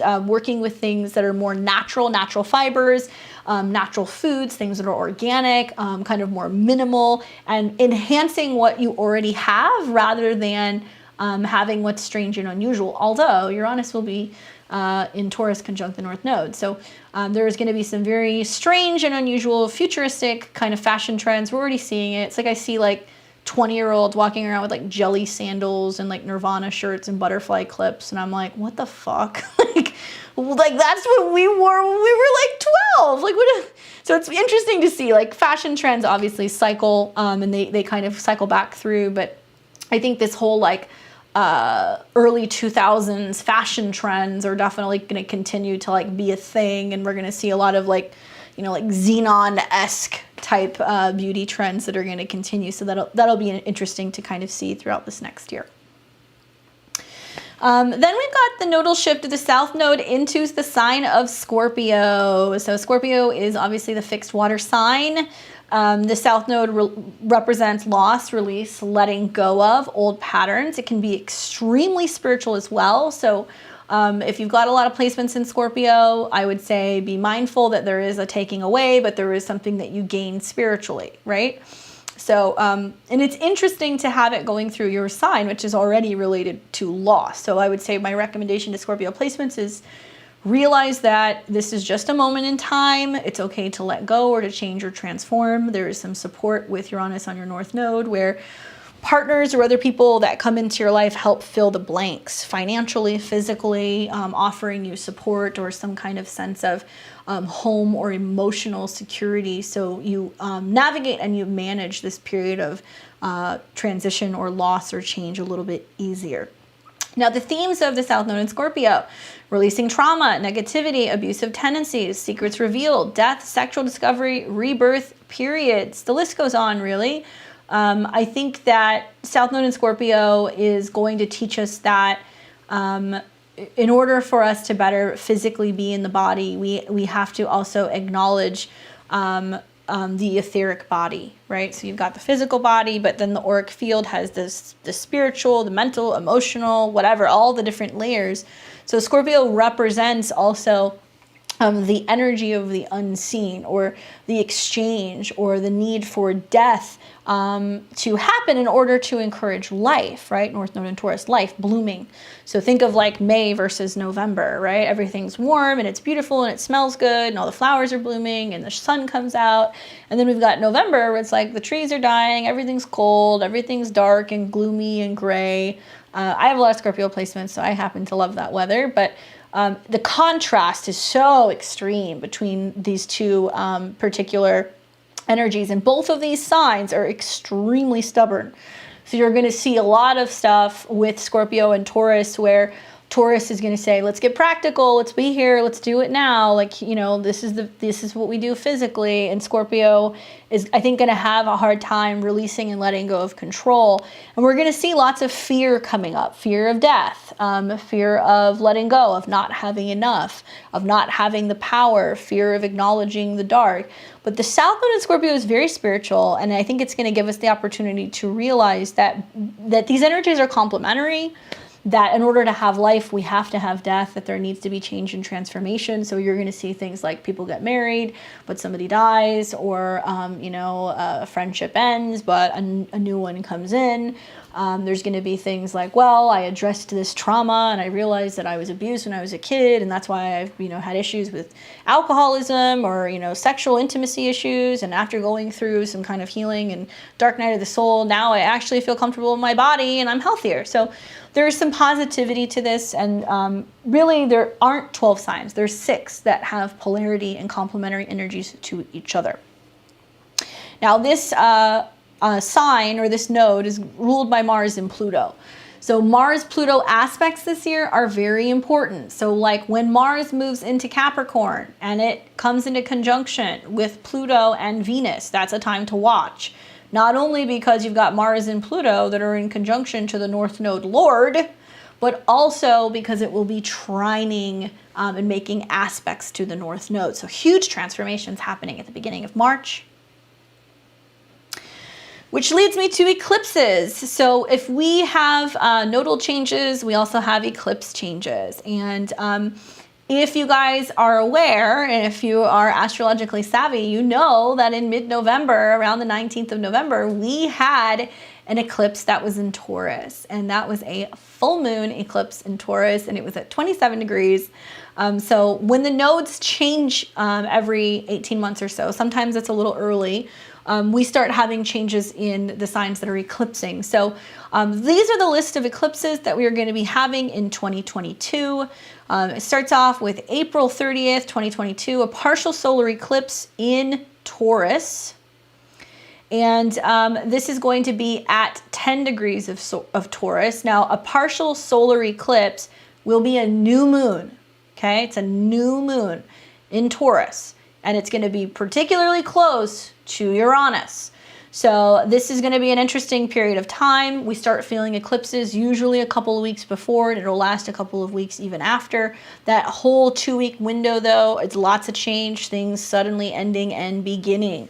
So look for where you have 10 degrees of Taurus in your chart. If it's a sun, moon, or rising, put it in your calendar. Take it easy. Consider getting a reading, especially if this is around your birthday. It'll be a new moon this year. It's going to be jam-packed with all kinds of changes if you have an eclipse around your birthday. Now on May 15th through the 16th, depending on where you live, we're going to have a total lunar eclipse in Scorpio. Now this will be at 25 degrees of Scorpio. It'll be a full moon. It's going to pack quite a punch considering the new moon's conjunct Uranus, really initiating change, making changes. And then the full moon is going to be in polar opposite to the same degrees that we had the eclipse of in November of 2021. Now, eclipses, the new moon eclipses are usually going to take, 6 months to a year to really kind of shake out. This eclipse that we're going to have in mid-May is going to be a result of something that you started actually in November of 2021. So look for where you have around 25 degrees of Scorpio in your chart. If it's your birthday, it's definitely going to be an interesting one because it's an indication with that full moon that you're completing big cycles, big year ahead, lots of things coming your way that you've been working hard for quite some time. I always tell clients when it's around your birthday, consider getting a birthday reading so you know what the year has in store because that's a very big energy. We've got October 25th, 2022. This will be a partial solar eclipse at 2 degrees of Scorpio. So this will be a new moon eclipse, 2 degrees of Scorpio. It will still be, just at actually the very beginning of Scorpio season, right before Mars goes retrograde. This is going to be an interesting one to watch. It's a partial solar eclipse, so it's a new moon in Scorpio, so new intentions. And then on November 8th, 2022, a total lunar eclipse, and this is going to be at 16 degrees of Taurus. So this one is the big one. This one is the one that's, if I had to put my finger on it, they're all big. Eclipses are big in general. But these eclipses are really wild when they're in Taurus because it's all going to be in close proximity to Uranus and Uranus's change. So keep in mind that, like I said, all year, the build of planets in Aquarius that are squaring the nodes, Saturn squaring the nodes, it's saying basically get it together because this is coming. So Saturn or Aquarius in your chart wants you to get structured. It wants you to buckle down. It wants you to learn how to adapt, to do something differently, work collectively with another person. So come August or come November when the changes have happened, you're ready. You're prepared for it. You know how to do it. You know how to make that change. Make note of these dates. Obviously with eclipses, you just want to take it easy. Fasting can be good, especially if it's going to be a new moon eclipse, clearing things out. I'm a little iffy about eclipses, definitely not times that you want to, do anything big. So within 48 hours of an eclipse, marriages, huge changes, relocations, because the energy is still shaking out, surgeries and things like that. Obviously, you just want to be really mindful. Not the best time to do it during eclipses because the energy is very potent and we want to see how things pan out. This brings me to the retrogrades of 2022. And I'm going to start off with the two most important ones, and then the next page will be me getting into the others that will be taking place. So you can make note of this. It starts off with Mercury retrograde. So Mercury will be retrograding in air signs all year long, okay? Air signs. And it will drop back into earth signs. So to me, that's interesting because Mercury retrogrades in air signs. We've had this all year in 2021. We saw one that started in Aquarius. We saw one that happened in Gemini. We saw one that happened in Libra. I was a fan of the retrogrades this year, which I don't say very often, but I liked it because they were all an aspect to either the North Node or Jupiter or Saturn. These are a little different. So the dropping back into earth signs is a lot of like, here's the idea, here's how we work through this, this is what we change. And then when Mercury drops into the air signs, then it's going to be like, okay, now we make the correction, we make the change, right? So it's kind of biting off of 2021 in a way, bringing us into 2022, where it's not just talking about it, it's being about it. So use the opportunity during the retrogrades to physically course correct, make changes, get rid of things, reconnect with people, practice launches, and being practical all year with the North Node in Taurus. It's teaching us to be practical, simplify, make it easy, get back to basics, and just really make it simple, and stay committed to your tasks. So January 14th through February 2nd, Mercury will retrograde in Aquarius and it'll drop into Capricorn. Hi!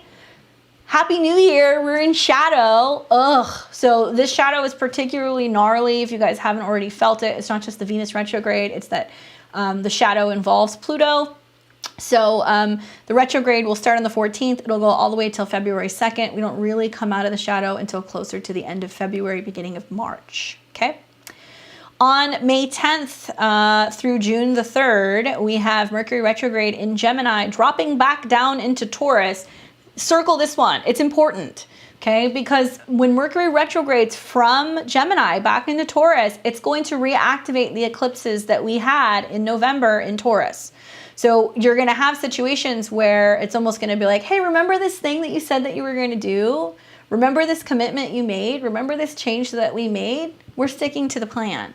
So the universe is gonna reiterate what it is that you have been working towards pretty much since the end of 2021. Thank you, Tiara. Appreciate your donation. Then we've got September 9th through October 2nd. This will be a Mercury retrograde in Libra, dropping back down into Virgo.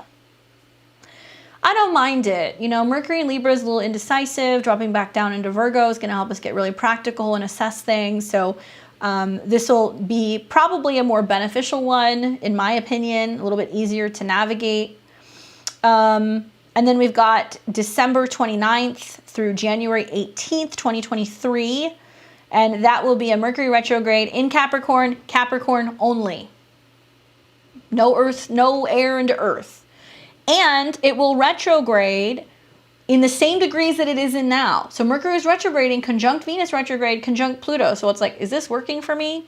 You may find yourself, if you don't make change this year, if you don't keep bringing yourself back to your commitments, reminding yourself of the plan, if you're going round and round the same job, round and round the same relationship, round and round the same problems, you will find that you will get to the end of 2022 and go, yeah, this still isn't working for me. And it's gonna be a lot harder to create change. So just be mindful of that. I was gonna say something else. What was I gonna say? Oh, the retrogrades, because they are all in air signs, in theory, are gonna make aspects to Saturn and Aquarius. So that's good, right? And when it's retrograding in the later degree of Earth signs, Capricorn, Taurus, Virgo, it will trine Pluto in Capricorn. So it's like, are we staying on task with this power, or is there a power struggle? You know, are we powering through? Do we have the power and the control and the dedication to, you know, stay on task? So keep that in mind. Here's what I'm not so thrilled about. This is going to be the Mars retrograde in Gemini. So we had eclipses in Gemini in 2020 and in 2021. In fact, this is going to reactivate eclipses that were taking place the end of November, beginning of December of 2020. There was one around, I think, 17, 18, 19 degrees of Gemini. And I remember saying in the past, here's the deal. We have this eclipse. It's going to play out very much so in summer of 2021 when there's a Mercury retrograde in Gemini, and it did. There was like kind of reconnecting to that plan, recommitting. And then the third chapter is actually going to be this Mars retrograde because it's going to activate that degree. Again, and Gemini is duality, choices, communication, conversations, you know, agreements, signing things, traveling, gadgets, all that stuff. So there's been so much Gemini stuff. It's almost like the universe saying to you, like, hey, you still staying on task with that North Node and Gemini stuff. You had this conversation. We talked about this. So just be mindful. In the summer of 2020, we had a Venus retrograde in Gemini. And it was a lot of like do-si-do with soulmates. Like a lot of people who were partnered, split, got with other people. There was like lots of issues with like, you know, third wheel stuff, a lot of issues with infidelity. And there was like a lot of, I think like women going through separations and breakups and issues with relationships and marriages, Venus. But this one's Mars. And so when a malefic is going retrograde, like Saturn or Pluto or Mars, I feel like it can be easier because there is a sense of not having all of that animosity. But when a planet is retrograde, karmic things come up. It is harder to get that planet to function fully. There can be more agitation because it's not doing what it needs to do. So Mars is the planet of like action, you know, courage, vitality, energy, conflict, war, and it wants to move very quickly. And when Mars goes retrograde, the positive thing is like there can be less animosity, there can be less conflict, there can be more peace. But there can also be a slower pace or more of like a frustration because there isn't enough energy to get something going. So it almost kind of feels like stalling, like putting a car in park and then hitting the gas, right? You hear the engine rev, but it's not going anywhere. So there can be a time to like really kind of take a step back and plan, especially because it's going to be in a trine to Saturn and Aquarius. So still lots of talking, communicating, but it will square Neptune. So it's like, okay, but where are we going? So it's a little bit of a mixed bag. And this retrograde will be from October 30th, 2022, all the way through January 12th, 2023. So a Mars retrograde in Gemini has us reconsidering, rethinking different perspectives, different places, different frame of mind, different ideas. And it will trine Saturn in Aquarius, square Neptune and Jupiter in Pisces, reactivating the previous eclipses from Gemini at the end of 2020 and throughout 2021. So there's like a continuation of something that's happened pretty much since last summer. When you think about it, I mean, when I say last summer, I mean 2020. So now we're going 2 years back. All right, so here's the rest of the retrogrades for 2022. Obviously, we're in a Venus retrograde right now. Venus is retrograding in the sign of Capricorn, and it's dancing with Pluto. It's been retrograde since December 19th, 2021, and it's going to continue to retrograde until January 29th, 2022. Now, it will not come out of shadow until the beginning of March. So keep in mind that it's got a little bit more time before we get ourselves out of this, and Venus-related things like aesthetics, beauty, relationships, relationship goals, authority issues, changes in career, all that stuff is happening. A Venus retrograde in Capricorn would be that, but conjunct Pluto, it's very potent. So certain things are dying off. We're having a hard time cutting certain things off or old ways of being. Very, very challenging for Libra, Sun, Moon, or Rising placements, or Taurus, Sun, Moon, and Rising placements, or if you just have a real emphasis in the 2nd or the 7th house, you can feel it more. It's conjunct Pluto, and it's also in the midst of a Mercury retrograde in Capricorn. The positive side, though, is that it is trining the North Node in Taurus, helping us focus on embodiment and being practical and taking the steps that we need to make change or bring in more abundance. And it's also sextile Jupiter and Neptune in Pisces, which is basically saying it's helping us get really focused on what our dreams are, what our visions are, how we imagine something coming together miraculously, or, you know, if this was our one moment to have something that just goes completely according to plan, like a wish. Jupiter, Neptune is your wish. What is your wish? Okay, well, we can get there. It's going to take a couple months. It might take until the better part of March or April, but if you start doing the construction work now and the excavation work and the clearing out and getting everything organized, you can be there in 3 or 4 months. I was so excited for the beginning of 2022.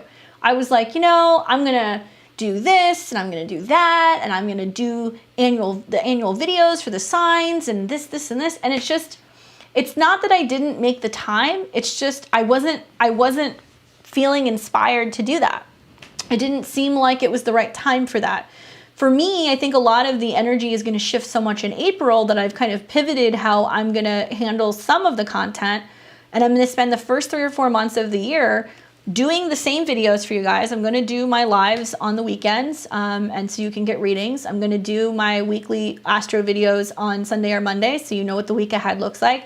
And I just got all this new gear so I can start doing almost daily vlogs, so I can create a shorter video for almost every day for the next couple of months, so I can pop on and talk about the transits as it's happening, so I can talk about what I'm intuitively channeling and what I'm feeling. It's not very organized, not from what I'm used to been doing this last year, and it's very abstract for me to go from talking about something and having notes and being structured to just being like, well, I'm going to go on the internet for 10-15 minutes every day and talk about whatever, you know, spirit wants to talk about. So for me, it's kind of like a little out of my comfort zone, but I know that it's going to really be helpful and be inspirational for people who have a hard time putting the words to the emotions with the Jupiter-Neptune conjunction. So maybe it's just going to be me being there to kind of help share some of my ideas with the collective, and you know, maybe just reflect on what I'm studying, and you know, going through some of my astrology books and some of my conversations that I'm having with the cosmos to help kind of level with you guys and let you know that collectively we are all very much in the same boat. So I am going to try to stick with that. We have Saturn that will also be going retrograde. That won't be until about mid-year, but Saturn will be going retrograde from June 4th, 2022 through October 22nd, 2022, and that will be in Aquarius. Saturn going retrograde gives us the opportunity to kind of reconvene. I mean, man, Saturn's direct now, and it's going to keep on keeping on like a train for the next 6 months, and it's going to go all the way to the later degrees of Aquarius. So we start to see massive global changes when it's in the third decan of Aqua. And I'm assuming that it's going to be collective global movements. There's going to be new groups, associations. There's going to be all kinds of people really finding their tribe, connecting with people, being different, marching to the beat of their own drum. I'm really excited to see what's going to happen as a result of this. So when Saturn goes retrograde, by the time we get to June, we're going to be like, okay, now we're integrating everything that's happened thus far. Now, Jupiter will retrograde from July 28th, 2022 through November 23rd, 2023 from Aries back into Pisces. So that's the thing, is that, you know, as soon as Jupiter gets into Aries, as soon as Jupiter's gotten into Pisces, it's going to move very quickly before it moves into Aries, and then it'll retrograde back. So it will hang out in Pisces again for like the second half of the year before December, and then it'll go back into Aries. Jupiter retrograde, limited luck, maybe turning our focus inward, focusing and reflecting more on our beliefs, things like that. So it's really kind of getting us more so ready for 2023 and to be more self-reliant. Now, Neptune will retrograde from June 28th, 2022 to December 3rd, 2022 in Pisces. Neptune's getting up there. It's also coming up to the later degrees of Pisces, and it's going to be there for a little bit longer. Obviously, no real changes with that. We will see it will have aspects from the Mars retrograde, but besides that, not too much is changing with Neptune. Uranus will retrograde from August 19th, 2021 through January 18th, 2022. So it's actually going to go direct here later in the month. So it's going to pick up power again. We're really going to feel Uranus wake up in Taurus, especially as it comes into squares again with planets in Aquarius, and also when it meets with planets in Taurus in May. So that'll be interesting. The eclipses are going to be very, very active because Uranus will be direct. Uranus will retrograde then August 24th, 2022, obviously through January 22nd, 2023, and it is still in the sign of Taurus. That is not going to change. And last but not least, we've got Pluto that's retrograding from April 29th, 2022 through October 8th, 2022 in Capricorn. Okay. So these are the retrograde dates for you guys. Make sure you get a chance to either take a screenshot, snapshot, write it down, whatever you got to do. I will put this as my main video probably for January. So just a heads up, you guys can come back and you can watch this all year long. So make sure that you bookmark it, you save that. Those of you guys who are still with me and you're still watching, thank you. Appreciate it. Appreciate your support, your likes, your comments, your shares. This is a live donation-based show. We've been going since, what, noon? So we're hitting the 3.5 hour mark. So hopefully you guys have snacks and a comfy place to be watching this. If you'd like to donate, and if you're just joining us, I appreciate it. Please do consider that. It makes it possible for me to keep doing videos like this for you guys in the future. Thanks for spending your New Year's Day with me. Here we go. So major planetary visits for the 12 signs. I just created this so that way you guys can take a snapshot if you're like, wait a second, I don't understand. Where is Saturn? Where is this? Where is that? Obviously, I am a Placidus reader, but this is based off of whole signs just to make it easy. So it's not a one size fits all for everybody.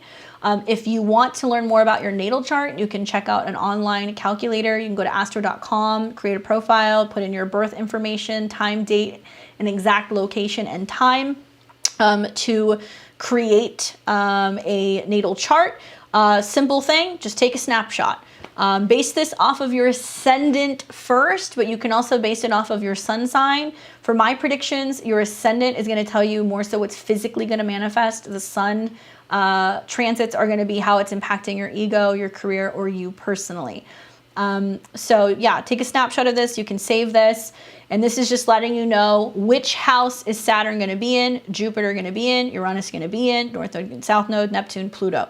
Like I said, Pluto, Neptune, Uranus, Saturn, they're not changing houses. They're not changing signs. So you're going to see a lot of the same stuff as next year. So look for your zodiac sign on the left, whether that's your sun, your moon, or your rising. And then you can scroll across and you can see which planet is in which house. So hopefully that's helpful for you guys. So you just know where they're hanging out, especially if you're new to astrology. If you want to be like, hey, I want to know what it means to have Aquarius in my 11th house, you can go and you can Google it and you can look it up. So I'll leave this up for a second for you guys so you can take a look. Obviously, Jupiter is a little different because it's going to start in Pisces and it's going to move into Aries and then retrograde back into Pisces. So you're going to get a flavor of both of these houses this year. And I have another one that's going to tell you what all of these mean. So don't worry if you're like, I just see a bunch of numbers. What's going on? You can just save it. As a Virgo, I adore this organization. That's a compliment. Thank you. Virgo's my 12th house, so organization is not my forte. Ask my husband. Constantly losing things. All right, so I'm going to, yes, Neptune is in the 5th house for Scorpio. Oh, sorry guys, that's a little bit screwed up then. So we've got Neptune that's in the 12th house for Aries, 10th house for Gemini, 8th house, should be 9th house for Cancer. So let me just go ahead and I'll let you know so we make sure that this is right. I think I had 2 of these slides, so I think I grabbed the wrong one. So Neptune's in the 1st house for Pisces, 12th house for Aquarius, 11th house for Capricorn, should be the 4th house for Sag, 5th house for Scorpio. I'll go ahead and I'll plug in a new link for you guys, so just give me a second. Or I'll post it. I'll post it on my socials so you guys can go and see it. But yeah, so basically Neptune is going to be in Pisces. So you want to look at it as 12 from Aries. It's going to be a little bit different. 5th house for Scorpio. Sorry guys, I grabbed the wrong slide. For the whole year. Yeah, this is for the whole year. Yeah. Thank you for catching that. Appreciate it. That way I can go in and fix this. You guys have any questions? The only planet that's really going to be changing signs is going to be Jupiter. Otherwise, everything else is going to stay the same.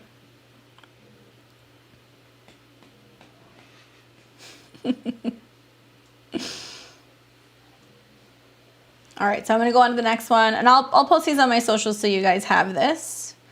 Yeah, you can do it for your rising sign or you can do this for your sun sign.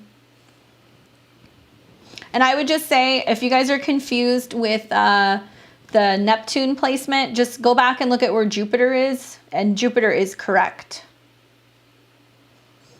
So see how it says Jupiter is Pisces and then Aries? So if you're wondering where Neptune is, just look at Jupiter because it's the same sign. And then this is for you guys to let you know the transit themes for each and every one of the 12 signs. He's snoring. Maybe he'll make an appearance at the end. We'll see. So this is the transit themes for each and every one of the 12 signs. So you can see where Saturn, Jupiter, Uranus, North Node, and South Node It's not that I don't think that Pluto or Neptune is important. I just feel like, you know, we've had Pluto and Capricorn for a while. We're not experiencing squares to that for the most part. We'll see a Mars square and a couple Sun squares. Pluto, you know, is going to stay the same. Neptune is going to stay in the same sign. So we're going to see much more emphasis on where Saturn, Jupiter, Uranus, and the nodes are. So look for your sun sign on the left. Look for the planet or the placement, and then scroll down and you can see. So for example, for Aries, you know, Saturn is highlighting your goals and your friendships. For Taurus, it's highlighting your career. Gemini, it's your beliefs. Cancer, joint resources. Leo, relationships. Virgo, health. Libra, joy. Scorpio, home and family. Sag, communication. Capricorn, money and budgeting. Aquarius, self and body, right? Pisces, isolation and retreat. So you can look at this across the board. So an easy way to do it is just find your rising sign, scroll across so you see the themes. Look at it for your sun, look at it for your rising. Feel free to take a picture.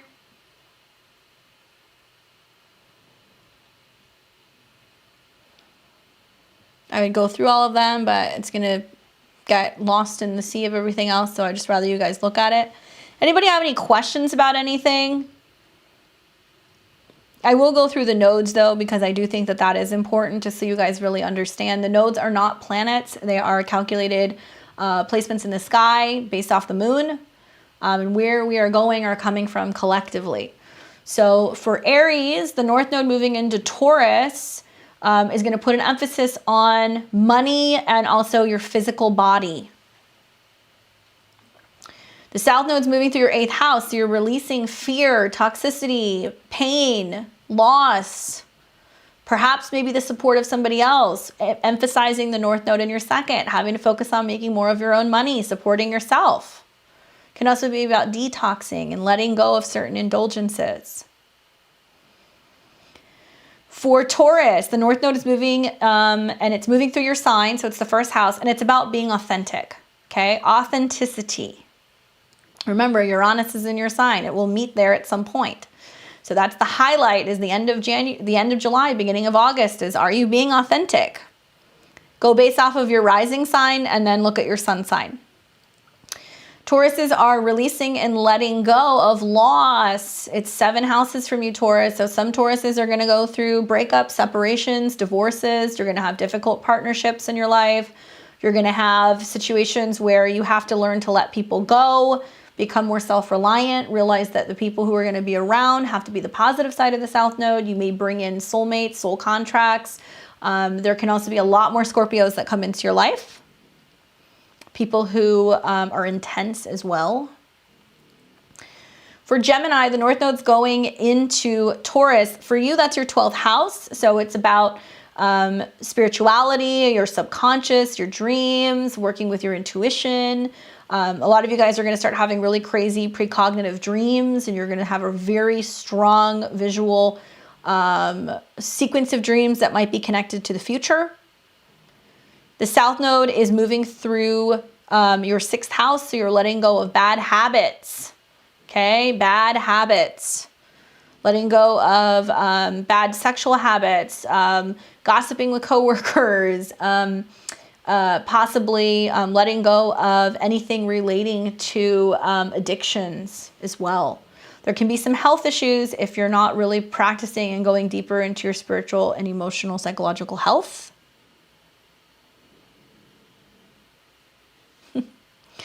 Taurus suns don't like letting go, but you have a lot to gain. For Cancer, the North Node's going into Taurus, which represents your goals and your groups. So friendships, working with other people, making money with others, collaborating, creating with other people. The South Node's going through your 5th house, so you're letting go and releasing heartbreak. Okay, letting go of heartbreak. Old patterns in relationships. Being in situations where you're having things that are becoming unblocked. So your heart might start opening up more is kind of the vibe that I'm getting. There can be this sense of also like letting go of past childhood haunts or having to like let children grow up, or realizing that they're getting older and they're more reliant, more responsible. The South Node in your 5th can be less about you, more about working with other people. For Leos, the North Node in Taurus is about a status change. So some of you guys are getting married, some are getting divorced. Some of you guys are becoming your own CEOs. Some of you guys are becoming parents for the very first time, or you're thinking about that, right?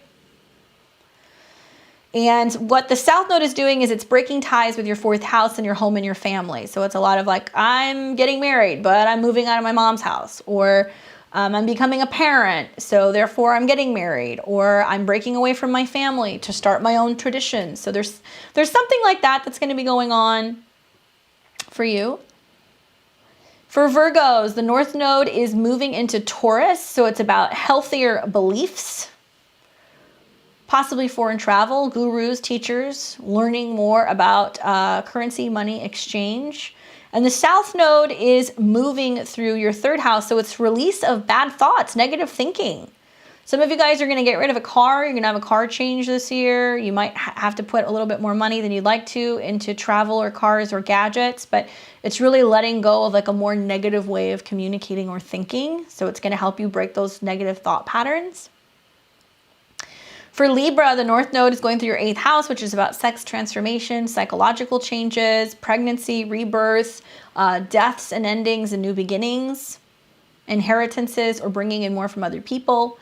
The South Node is going through your 2nd house, so it's becoming less about the money that you make for yourself, more about banding together and investing with another person, or charging more, or through inheritances or things that come out of the sky, out of nowhere, or maybe your spouse or your partner ends up getting a chunk of change. It's like not feeling like you have to work as hard for your own resources.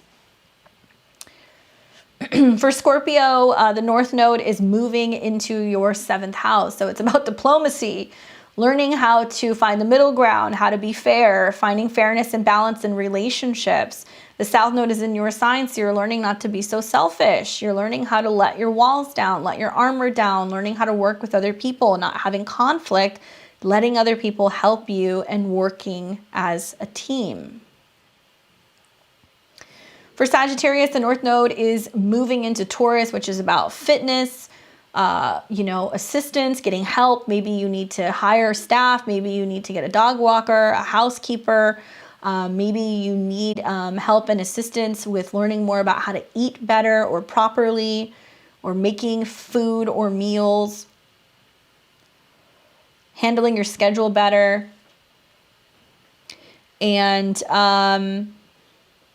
you've got the South Node that's going into your 12th house, dealing with trauma, past life healing, psychology, hypnotherapy, past life regression, shamanic journeying, things like that. It's like really unlocking and getting to the core of intimacy issues as well. Lots of past life stuff that can come up. And then for Capricorn, the North Node is moving into Taurus, which is your 5th house, which is about love, joy, children, romance, falling in love, being creative. And the South Node is moving into your 11th house of friends. So there can be this sense of like pivoting and focusing on your own joy, your own happiness, your own projects, your own creativity, and maybe taking a sidestep from some friends. And learning to let some friends go and not taking it personally, becoming your own best friend. For Aquarius, the North Node is moving into Taurus in your 4th house, which is about communal living, changes in your home, living somewhere new, buying a home, renovating a home. Perhaps it's about living with roommates, living with other people, living with family, your past, where you come from. And the South Node is moving through your 10th house, and it's getting rid of career blocks. You may not feel so focused on career right now. You may feel more focused on being home, an at-home business, family, buying land, gardening, like working with the earth. So you're becoming less career-oriented, more home and family-oriented, and thinking about where you want to live. And last but not least, Pisces, you've got the North Node moving into Taurus. So that's about writing, thoughts, sharing ideas, social media, but possibly a new car for you, Pisces. That could happen. There could be like a Tesla in your future, or maybe there could be like an electric vehicle, or maybe opt to get a bike instead of having a car. That's something else that could happen. And the South Node is moving into Scorpio, so it's releasing old beliefs. It's in your 9th house, and it's very friendly for you because it's trining. It's a sister sign, so it's like, maybe I don't know everything. Maybe I'm learning something new, and maybe you're learning a new language or something like that may start happening. So you guys might want to screenshot this, save this so you can hold on to it. Sorry guys, I feel bad about the other one having an error, so I'll make sure I post these on my social media. If you haven't already, check out my social media. You can follow me at Beyond the Veil Tarot and Astrology on Instagram, Facebook, Twitter. I'll make sure I post these later so that way you guys have them. Hey Catherine, thank you very much, appreciate it. You're very welcome, Flower and Forgiveness. Okay guys, now here's the January astro weather, some of the most prominent transits for the month ahead. Obviously, this is going to be me doubling down for my weekly video. So January 2nd, tomorrow, Mercury enters into Aquarius. So it becomes less structured and kind of boundary oriented, more kind of like, okay, we're continuing on with the process. Mercury changing signs is great for us, I think, thinking a little bit differently and abstractly in Aquarius. Great for you conspiracy theorists, especially when Mercury retrogrades back into Capricorn and conjuncts Pluto. We may find that a lot of the theories prove to be true, but it's quirky, inventive, but it's in shadow. So one thing I would say is, like, the intentions that we're setting now may not stick. The plans that we're making now, the travel plans, the work plans, the whatever, may not stick. Same usual plan, like, rules apply to shadow as they do actual retrograde. So because the retrograde won't actually start for another like 2 weeks, just be mindful that the shadow can be particularly kind of hectic right now. Trying to travel, signing contracts, launching businesses, things like that, they may not stick. Okay, so just a heads up. Also, tomorrow on the 2nd, we have a new moon in Capricorn. So that's wonderful. I would say that it's great for being innovative, making changes, like kind of getting down to details, being able to better plan things. I would say with this month, you want to roll with the punches.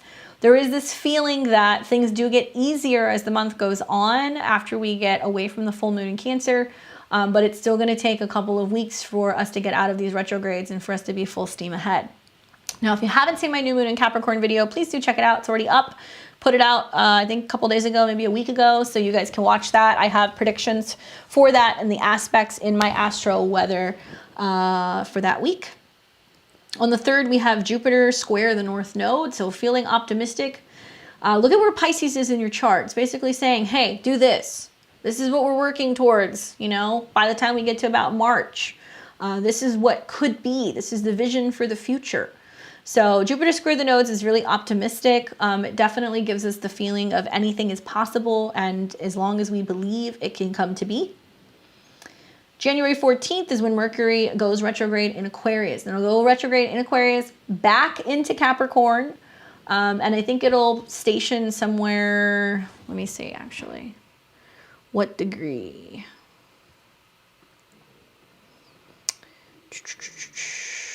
Probably should have written that down. There will be a Cazimi on the 23rd. I did not put this, but this is important.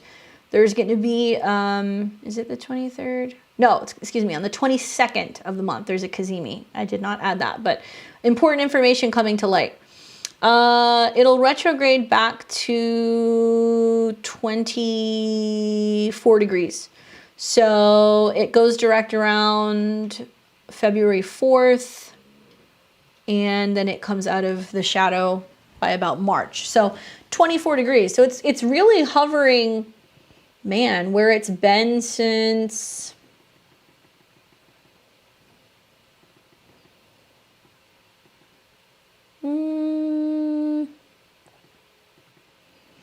about right around Christmas. So think about some of the things that were coming up since around Christmas that was kind of like hectic or not really working, or really intense exchanges of communication is what we see when it drops back into Capricorn. So it's going to take a little bit of time, but by the time we get to the end of February, beginning of March, we're out of the shadow. It's more potent because it's involved with the Venus retrograde and also Pluto. So it's intense. A lot of intense exchanges around relationships, money, resources, values, a whole lot of not being able to find peace. I hate to say that, but that's That's really what it feels like to me. All right. So, let me pull this up here. Okay. Then we have on January 17th, a full moon in Cancer. That one's a big one. Stay tuned. I will break that one down as we get closer, but it's going to be at 27 degrees, I believe, and it's going to oppose Pluto. So that's a very intense full moon indeed. Then we're going to have on January 18th, Uranus is going to go direct in Taurus. So that's going to set the stage basically for the next year of getting Uranus moving forward, moving and shaking, and building towards eventually its meeting with the North Node, and that will be over the summer. So when Uranus goes direct, there may be sudden shocks or jolts or unexpected things that come about out of the blue. So just pay attention for that. That can happen.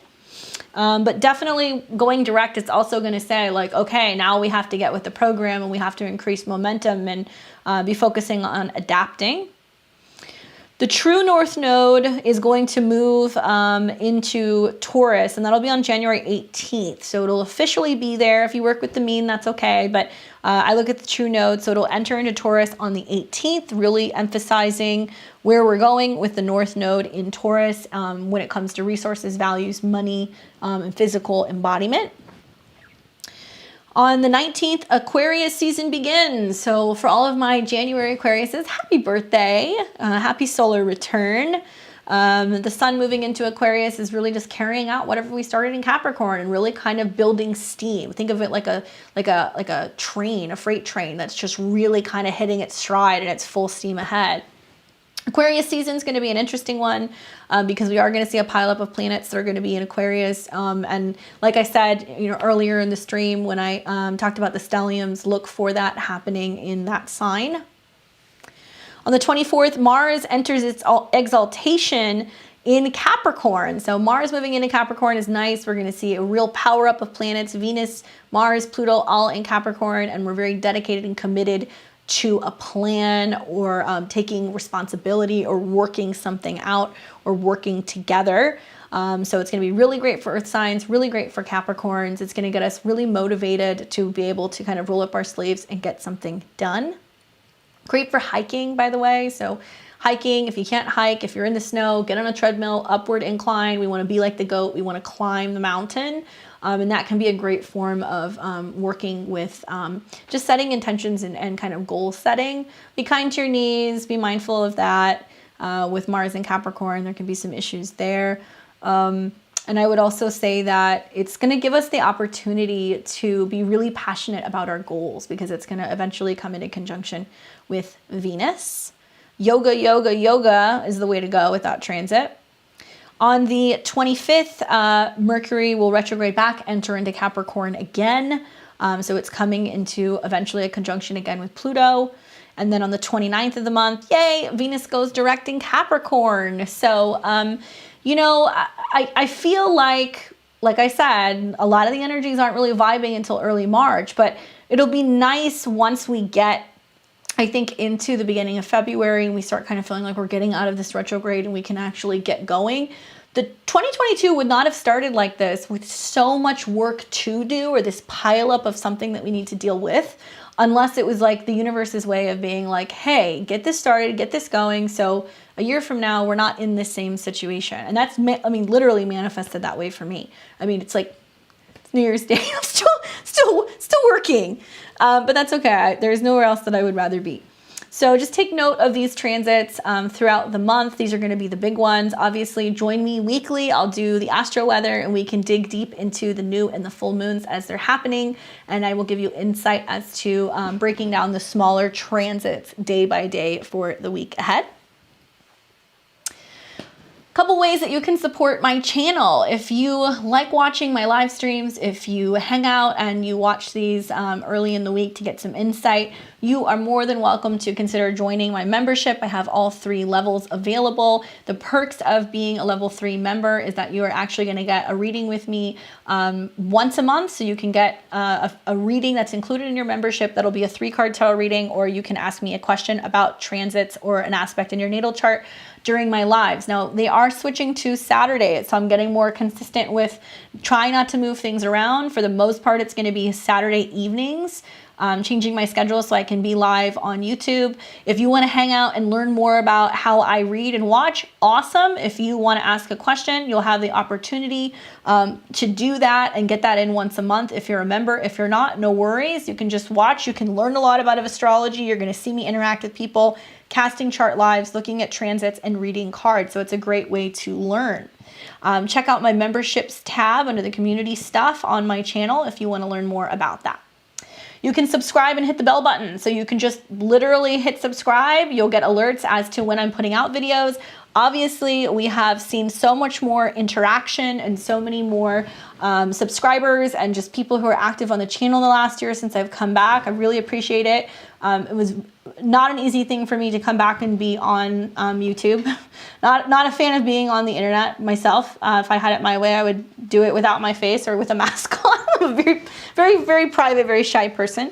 But nevertheless, 2021 has been extremely awesome for just helping me expand more. I had the launch of the podcast that I do, the Midheaven podcast with Mike, the Peace Stealer. I've definitely gotten into the flow now of being more consistent with a weekly video and just putting more time and effort into this. And I'm excited for 2022 because you guys are going to start getting more videos from me. Once my gear gets here, I'm going to start doing that probably right after the retrograde in February. I'm going to have everything ready to go. And I'm going to start creating videos that are going to come up almost daily. So it'll be like little insights into things I'm noticing, helping you guys navigate the energies, teaching more. My emphasis is to create more of a library that you guys can kind of go through and you can learn astrology. So I'm really excited to kind of pivot and put more energy into just try to create more content for you guys and diversify this channel. So subscribing definitely helps. Joining my live readings helps too, because if you purchase the reading and you donate towards that during the live, it makes it possible for me to take more time to create content. Not a lot of people are aware this is not a part-time job. I see clients 4 or 5 days a week, usually from about 10 a.m. to 6 or 7 p.m. So I talked anywhere between 5 and 8 people a day. So I'm very busy, very blessed and thankful to have the practice that I have. And it's been about 7 or 8 years of really busting my ass to build my practice. So for that, I'm very thankful. I've definitely been in the trenches the last couple years, but now I'm getting to the point where there's only one of me. So I'm more focused on being able to create content, teaching other people how to empower their lives through astrology, learning more about it, and also starting to teach again. So you can book a reading with me if you would like. You can check out my website at beyondtheveiltarot.com. Got some openings. I offer full or half-hour sessions live on Zoom. I'm not an astrologer that's going to record it and send it to you. I really feel like you're going to get the most out of interacting with me one-on-one, asking questions. And I love being able to connect with people all over the world. So I have some openings now. You can go and book sessions with me on my website there. It's a combination of tarot and Western and evolutionary astrology and what I see intuitively.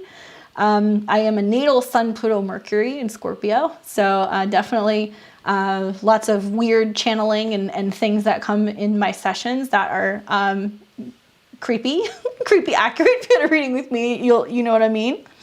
I'm always accepting donations for the channel. I really appreciate that. If that's something that you feel inclined to do, I will humbly accept that and put that towards future content for you guys and my future study club. So I'm actually just waiting until we get out of the retrograde shadow. But something that I'm going to be doing is I'm going to be creating, it's either going to be a monthly or a bi-weekly study club meeting. So basically you're going to subscribe monthly. You're going to join in. I'm going to have a live Zoom call where I'm going to start teaching astrology the way that I read astrology. I do not want to sit down and do a super highly structured course.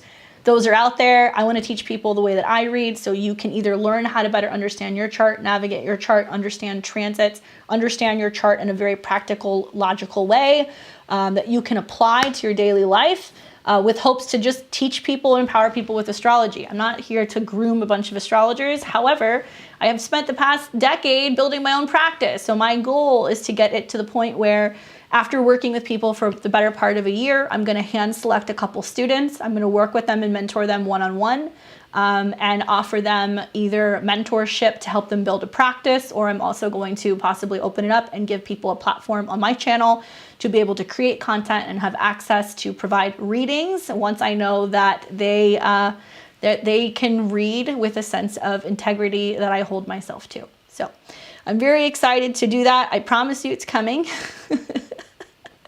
I promise you it's coming. I want to release it at the right time.